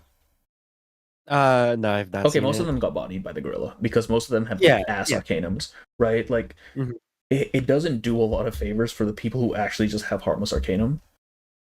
But also there are the Druvis types, which, you know, those are dangerous. Right. Bones is saying to look in your DMs, and he did not send you porn. Well, now I don't want to look at it, man. Yeah. Maybe show that on stream. You might, YouTube might like that. Yeah, shit, you're so right. Jin Young's exactly. Jew, like, I think it's really weird that Jews are mixed. Because the implication with mixed is, you know, they're not as strong, but Isn't she like half she's really strong. Oh, half Lushu? Huh? Isn't she like half Lushu? Yeah, she's half Lushu. Her mother is Lushu. Her father, I think, was implied as human. Aha. So that's why she's mixed, but also she's significantly stronger than a lot of arcanists. So apparently that she's that exception. Who let that happen though? Who let that happen? What the fuck? I mean, some dude saw this horse and was like, "Yeah, I can get in that." Mr. Hands. Actually, god damn it. Also, if you're kind to Arcanist, evil Arcana will come and cause trouble for Doom. Yeah, exactly. Like even if we assume that most Arcanists are good and won't fuck you up, it only really takes one strong Arcanist to mess that up, doesn't it? Voyager. Sorry. Exactly, Voyager. Like you give Voyager a chance, and okay. Well, to be fair, what are you gonna do about Voyager? No matter what, like there's no fixing that. Right? Mm-hmm. They did say her father is human. Her mom is a Shangri. Yes, her mother is a Shangri. Badu. Shangri. Yeah, it's so crazy. It's so crazy. Okay. I think. I don't know. I think we've talked about quite a lot. Shit. Yeah, I think we exhausted all the topics. I guess something that we really can't talk too much about is just like what's Laplace's building like? Because from at least the backgrounds, it seems like there's like fucking 50 or 100 floors. That's true. Yeah. Like they have a huge facility, it would seem. Yeah, and if that is the case, how the fuck does everyone know? Like remember where everything is, you know? Well, I mean, it's just you kind of compartmentalize, right? Like you have certain people in charge of certain things. I'm more wondering what happens when they get stormed, because I can't imagine Laplace itself is storm safe, right? Like the Foundation I can buy, but Laplace to be right. I don't know. Because everyone in chapter 7. That's true. Yeah, no, that's correct. They didn't get stormed. So I guess Laplace is for sure storm safe. Or at least the European branch of Laplace. Which is odd to me because the Foundation, it makes sense. Laplace is not. My assumption is Laplace is not quite as notorious as the Foundation. If we're going by the theory that that like reverence promotes safety. So maybe they just happen to be built on a storm safe site or something. Who knows? Have you talked about Yeah. Semmelweis stuff? What Semmelweis stuff exactly, writer? Was there a topic you wanted to in specific? Semmelweis is a vampire. I mean, she is a vampire. I think Type Laplace just shit. moved into the Foundation headquarters. Possibly. I maybe. I don't actually know. I can't imagine Laplace being okay with having to set up new labs every storm. Exactly. Like either all of their labs are set up in storm safe sites, which how the fuck did they know that prior to the first storm? And also, True. were they just lucky? Who knows? I don't know. Or maybe they have some. No, that wouldn't make sense. Because if they had some way of artificially creating storm safety, then we wouldn't be having Chapter 7 to begin with. The Doomed Yuri one, or what? Huh? What do you mean, Chip? Series of Dusk story? Have you finished Series of Dusk yet? All of the endings? I didn't get all the not all the endings. So which ones have you gotten? The first one, I think. Oh Maybe the my second. god. I was literally doing Series of Dust before this, Loki. Yeah, I saw. And you were having a severe skill issue. No, I was. What the fuck do you mean skill? Bro, I've been Man, shredding they them. were telling you how. Oh no, that was Rubberies. Never mind. That was Rubberies in the rain. You don't know how to use Recalleta, Yeah. apparently. Okay, To be no, fair, that's not neither true. do I, but I think I'm gonna get pickles for the free 6-star Oh. Loki. Oh, motherfucker. The one launch character I do not have is Centurion. Okay? Centurion is it. not one of the selectables. It pisses me off so much. I want Numis. I think I still need Numis Babel as my only one. Really? You don't have Babel yet? You never got spooked? What the heck? Nah, never by her. But I got 2 Reguluses before her. That's fucking crazy, man. Which one of the endings do you think is the true ending? For Series of Dust, Chip, my assumption is the second one. The fact that Lorelei and Semmelweis are still in our suitcase means that canonically it's like the second one has to be the correct one. I mean the true one. Oh, Laplace headquarters is in Foundation headquarters. Oh, are they connected? Okay, that would make sense then. Wait, but what the fuck? How big's the Foundation then, dog? I mean, we've seen a map of the Laplace is Foundation. already... Right? No, but Laplace is already huge. Yeah. I mean, it's one building. I'm assuming it's one building. But yeah. We've seen the Foundation grounds at the very least. It's massive. Did the first storm wipe out like 99% of the equipment and they rebuild? That just seems to be the case for everyone that wasn't in the storm safe site. Like our manpower and our gear is kind of fucked.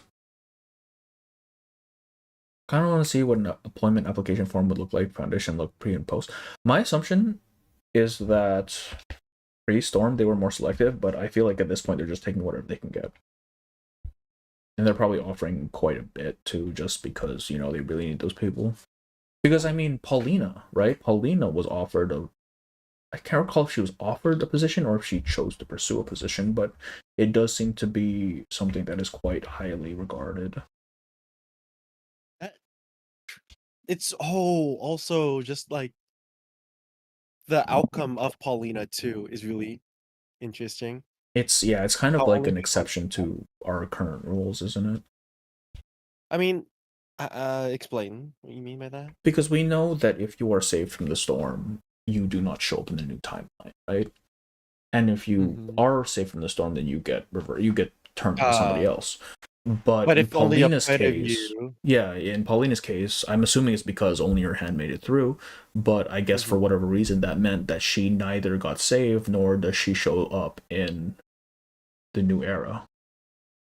Unless we're going with the Paulina is Regulus theory, which I think is insane, but you know. Regulus has both their hands. It can't be. That's true. Yeah, actually, that is true. That is true, right? Because we know materials that are saved don't get moved over as well.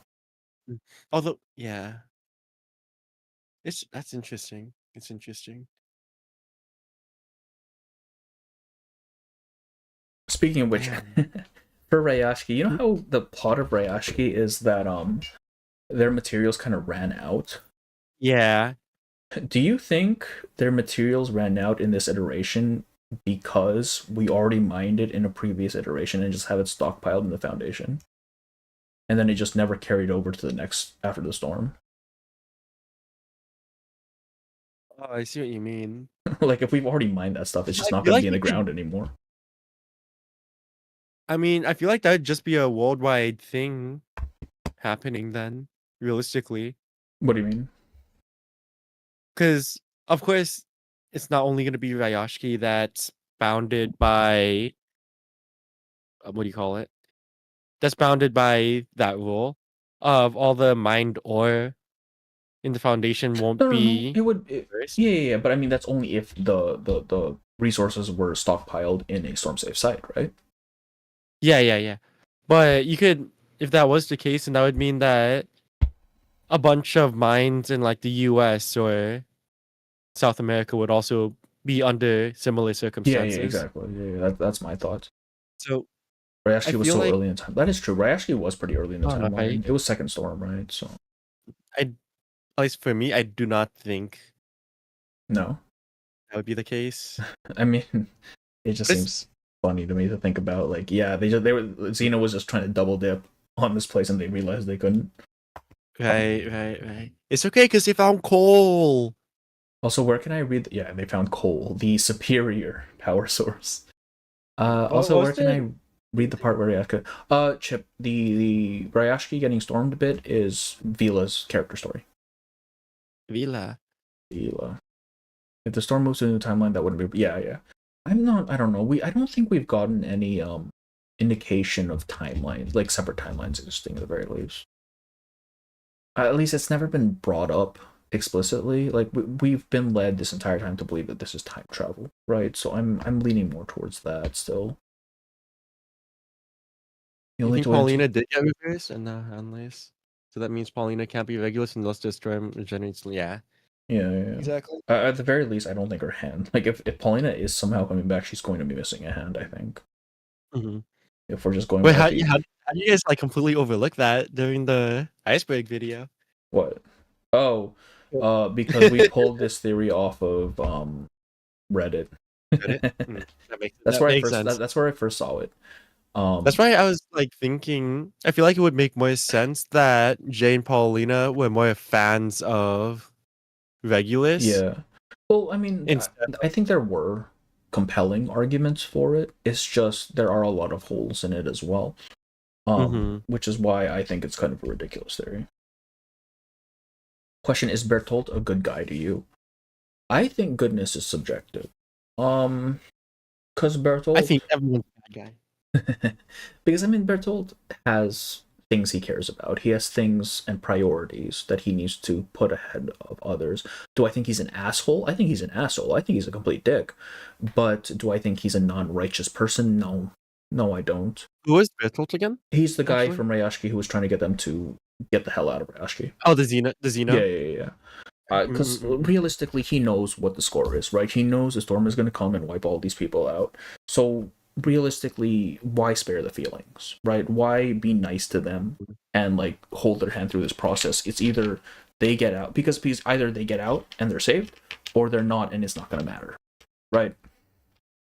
So for him, it's very much, I think, a case of literally ends justify the means. Like if he can get a good ending out of this, then whatever he had to do as a result is justified, because otherwise it'd just all be gone, right? Exactly. So I mean, he's a dick, but I think he is not an unrighteous person. I think that's fair. Yeah, and also we see more of him, and also we see him. We We are see more of looking at him as through the lens of someone who sees him as a villain for all of the story, main story, and then we see the other side of him in Lily's anecdote as well, which I think points more to his character.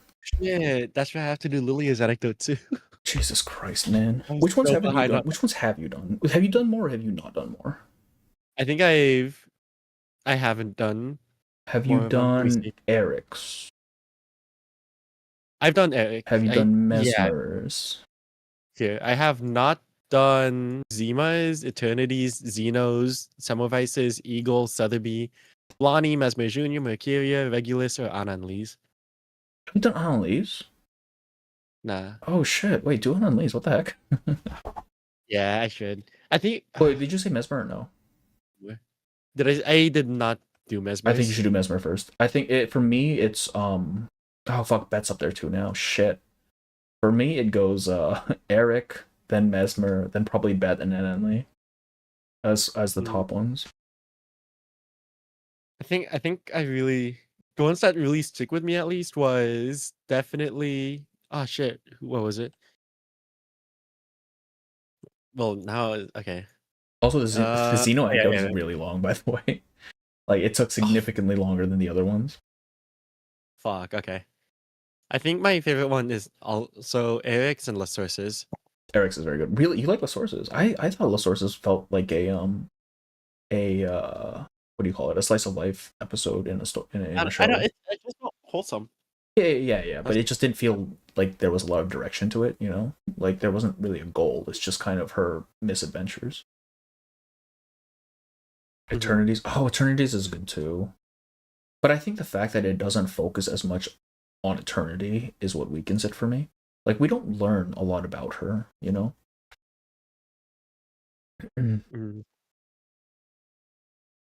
Since they named it Xeno, yeah. Like, it literally was a Xeno anecdote, right? So Lilia could very well get her own. The Sources felt like a sitcom episode. Yeah, that's what I'm thinking. It didn't feel like, you know, an actual story for me. It just kind of felt like things are happening and we're watching them happen. Yeah. Just observing the chaos. Yeah, exactly. All right. I think we probably should wrap it up at this point. Yeah, I don't know what else to talk about. Was there anything else you wanted to touch on before we kill it? Nah. Oh, I just noticed though, you have Bones in your background.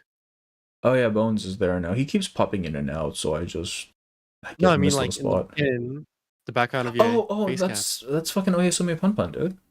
I know it is. Yeah. Oh Yeah, yeah. it's Bones. Have you read it? No. Okay, it's fucked up. Don't read it. I don't know. Bones been telling me. Has he been telling you what it's about? No, they just been Okay, saying. so you imagine you're watching someone, right? You're watching them live their life. Like, they start off as a child, and you watch them make every possible wrong decision that they can make, all the way up until adulthood. That's so metamorphosis. Huh? So is it metamorphosis? Yeah, it's metamorphosis, but except not hentai. Yeah, but somehow more fucked up. That's crazy. That's crazy. Yeah. It is a story and a half. It is a good story. It is not one that I would recommend people read just because it's. Yeah, I just heard like it's for it, you know? very fucked up. It's Bones was saying, yeah, you gotta be in a decent if you're in a bad headspace. If you're in a bad headspace, you're gonna have a bad time. Yeah, it's okay. I raw dog that shit for real. Oh god, that's why I recognize the face. Yeah. Yep. It's like whenever I see the bird, I know it's Poon Poon, but I've never. No, it's gone around to reading it. To be fair, the author's other works are significantly less doomer. They're still kind of messed up, but they're less doomer. Right. All right. If we do not have anything else. Yeah, shit. How long? Damn, 3 hours. It's 4 a.m. Yep. I was thinking about playing Persona 5 after this, like start because it just came out. I don't think I'm gonna do that. I'm so tired. Oh my gosh, are you actually gonna go to sleep early? No, Neo's streaming in like 40 minutes, so I'm gonna wait for that. I see. I see. Yeah. I don't have work tomorrow though. That's nice. All right. Tomorrow is today, technically. Yeah, technically. Shit. All right. Both. What do you mean? It's only 4 in the morning, Bones. Is there anyone streaming right now aside from you? Yeah. Can I send these people off somewhere? Ah, yes. It's for some reason that game is 70 gigabytes. I don't understand. How many people? I have no viewers. There's no point in me rating anybody. Oh no! Isn't like Taco B's original stream? Oh, I read Taco B's. Yes. I don't know what the fuck that ending was. I'm gonna be honest with you. I feel like it's not quite as bad. It's an interesting show though. Okay. All right. Last call. Anything else you want to add? Nah, nothing that's coming to mind at least. Oh, I guess. Do you think when it comes to offline events? Actually, never mind.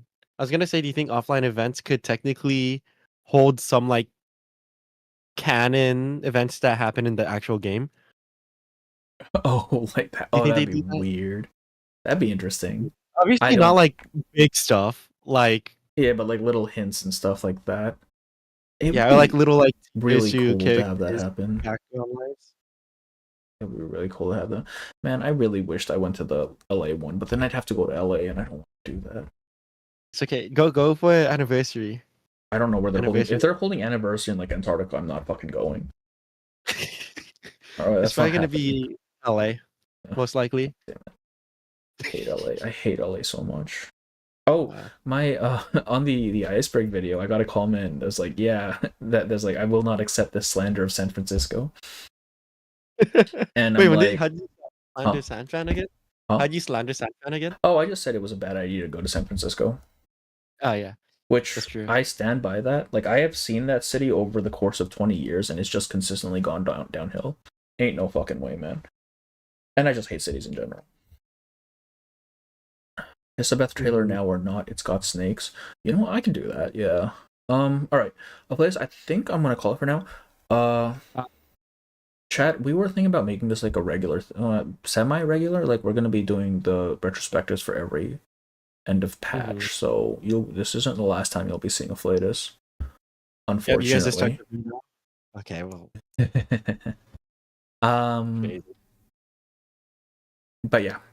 I'm going to probably pop off the Discord now. All good. Talk to my chat. Okay. All right. Bye, Paper Knights chat. See ya. Okay, Bye. Flatus's chat as well. Make sure to bully him. All right. Well, bye. Okay. I can't believe a Paranite is becoming a pod. That was actually the pitch from Flatus to do a podcast. And my initial thought was, okay, that means I can just do these retrospectives without actually having to record them myself. Because I want to tell you right now, doing this shit, like doing the retrospectives and doing the fit checks, just as a solo recording is such a pain in the ass. I hate doing it. But it's a lot more interesting when there's like actually other people in chat as well. Oh. I like this type of stream. Looking forward to some more. Yeah. I kind of want to stream more, but my issue, right, is I don't have a lot of time. If I stream more, then that means videos get delayed more, and I don't want that. My primary content, I want to be the videos, right? Even if they don't really pull in that much money. After cosplaying 37 and doing math lessons, the canon thing when? I mean, he does that regardless, honestly. Just minus the cosplay. Solo retrospective. Yeah, exactly. Like if I was doing a solo retrospective, there was no way this thing would have been 4 hours long, right? Like I would have just been floundering the entire time. Plus, I have to prep stuff if I'm doing it solo because I have to carry the whole thing myself. So like actually having someone to talk it out with, I think is great. That said, I don't think I can do them too often. Probably the retrospectives, and I'm gonna see if he's up to do the fit checks as well, because I mean that would be pretty fun. I think. We'll see. Spock. It's weird, right? Because there's no reason for them to sponsor me, realistically. I'm already shilling their fucking game. Like, why would they sponsor me? I would love to have it happen, but I don't think it's gonna happen. The goal, what we need to do is to get big in another game and then have Blue Pot come to me and be like, hey, we need you to do some shit for us. This is the first vid live. Yes, this is the first live retrospective. Everything else I've done has been just solo recordings. He made one for 2.5 already? Okay. Wait, did he? I didn't see that. What the heck? Alright, let me check that real quick. But also we'll watch the am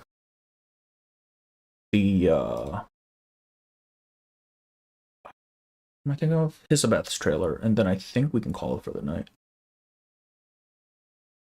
He made one for 2. Oh, do you mean my retrospective? Yeah. No, I made the retrospective, but not as a a live thing, Bones. That one I actually just recorded myself. And now this one I have to kind of trim down into something cohesive. Alright. Let's do Hisabeth, yeah? Oh wait, this thing is still here. Switch to gaming? Ooh, look, I'm reacting to myself again. Reverse 19. Do they usually release these so early? I thought it'd be later on.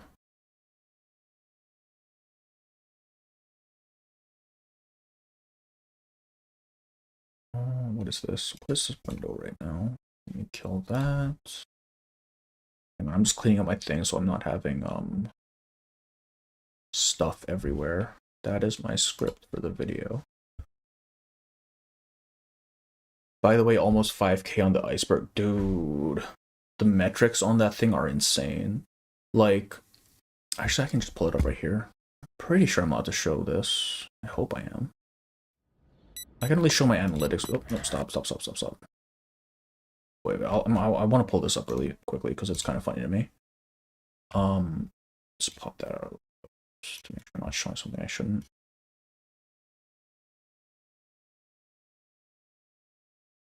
Okay. My analytics for this, okay? Look at this thing. Look at this thing. This is my usual. Okay, this is my usual, and this is where the iceberg went. Also, that's my revenue. It's kind of like, considering how much work goes into these things, it's kind of piss. Look at that. That's okay. Subscribers don't really matter, but like the look at this. What the hell, man?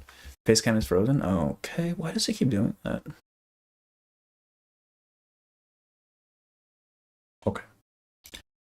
Yeah, like that's insane. Holy shit. All right, but that's all I want to show. We will do. Where is my chat right now? Oh, did I close my restream window? God damn! No, it's right here.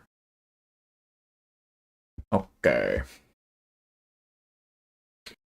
$10 is crazy. I mean, considering I've been making like $1 per video so far, yeah, it's kind of crazy. But also, for the amount of effort we put into it, it's not commensurate, right? Like, realistically speaking. Like, I know, Bones, you put in quite a lot of time into that editing. And I put in a good couple hours into, like, the writing and the recording. Like, it is what it is. Like, I know what I got into starting with verse. Tax-free? No, of course not tax-free. Everything's taxed. Icebergs, yeah, just because it's, like, fun little trivia. Alright, Hisabeth time. Let's do Hisabeth. Everything, just making sure everything's in order real quick. Seems to be. Alright, let's do this. This might be a YouTube video, I don't know. I'm still on the fence about making, like, reactions videos, because I don't think they're very interesting. But we'll see. Alright, let's do it. Hisabeth, I don't know what her deal is, honestly, aside from her being, what, a Gorgon? How did the snakes even work for her, realistically? I'm gonna solo that $10. You do know that if we are apart from her for too long, we'll die. Oh wait, are the snakes not actually attached to her? What the heck? How does this work? Madam Lucy left you this. No one else has cracked it so far. Wait, let me make sure the audio is good. And done. Okay. That's her handwriting. Sylvie Dubois, where the hell are you? What are they calling her? Like, I'm assuming Hisabeth isn't actually her name, right? Bonjour. I hope that fire didn't burn anything too important. Nah, just some old components. Wait, what?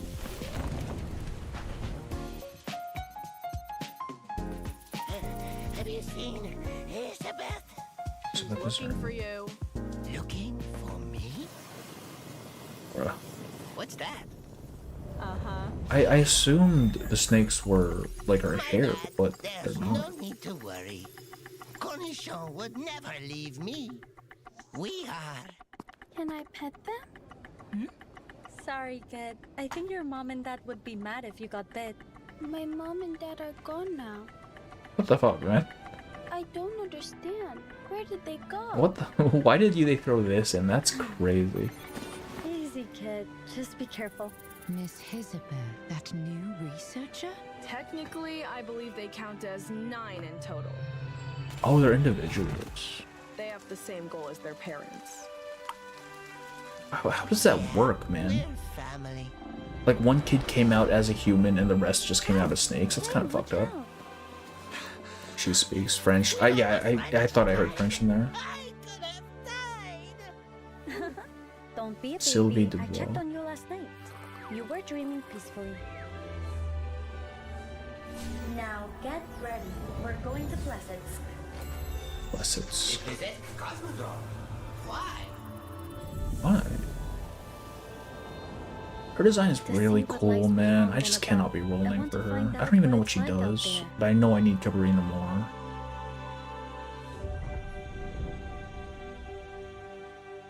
I was not expecting them to just bring out this bit here.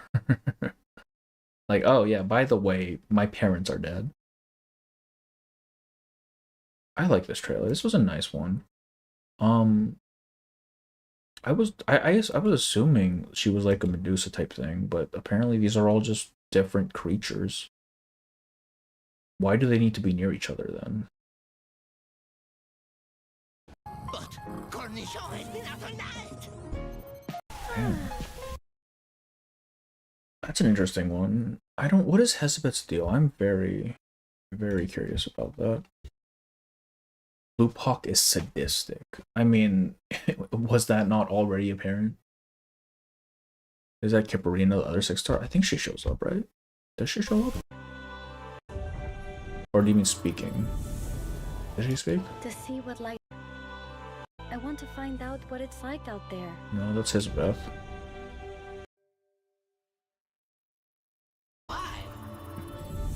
Kiparina's mom, yes. Kiparina. Oh, you meant no. This is Hesabeth. This is Hesabeth. What does Hesabeth actually do? Like, what is her role, and what is her archetype?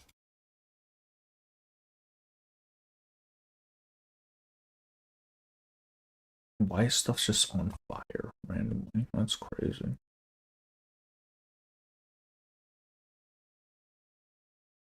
Okay. All right.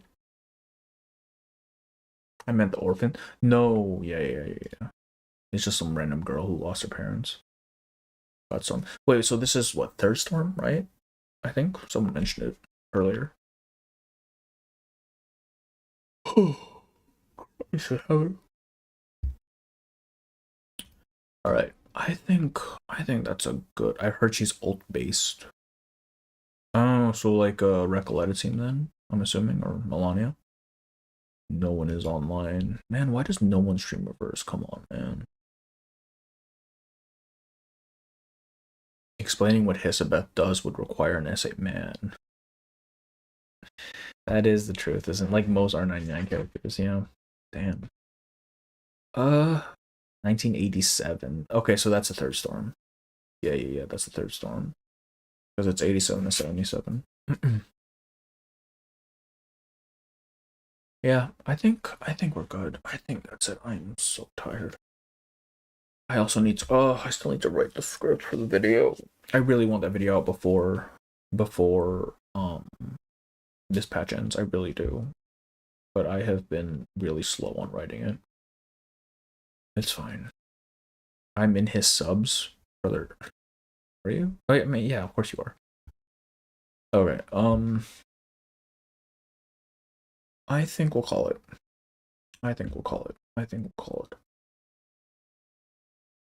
Every 1999 character has now has wiki. Yeah, I that's one thing I really don't like about just gacha progression in general. Like you always have to, because I mean, like I understand you can't really cruise on just really basic kits for the game's lifespan, because like you're gonna run out of stuff eventually, right? But at the same time, adding more complexity just becomes very bloated, I think. Especially when they keep adding like new mechanics that are like variations of other mechanics, but just slightly tweaked to be different. I don't know if Reverse has done that yet, but other games I know have that sort of thing. When Power Creep becomes boring, there's always feature that too. Good night, yeah. Well, I'm not going to bed. I'm probably going to watch Nemo when he streams, but I'm going to pop off stream for now, I think. To be fair, Name Day is coming out, and he's incredibly simple. It's mostly a 6-star. Yeah. And I can see why. 6 stars need to have that thing that brings people to pull on them. Alright. I think we did a good work today. Definitely the retrospective is going to be clipped up and uploaded. I'm on the fence about the trailers. I'm not comfortable with uploading reaction trailers. I'm going to be super honest with you. It just doesn't feel like real content to me. Yeah. All right. Thank you all for coming in. I know this was less of a directed stream, right?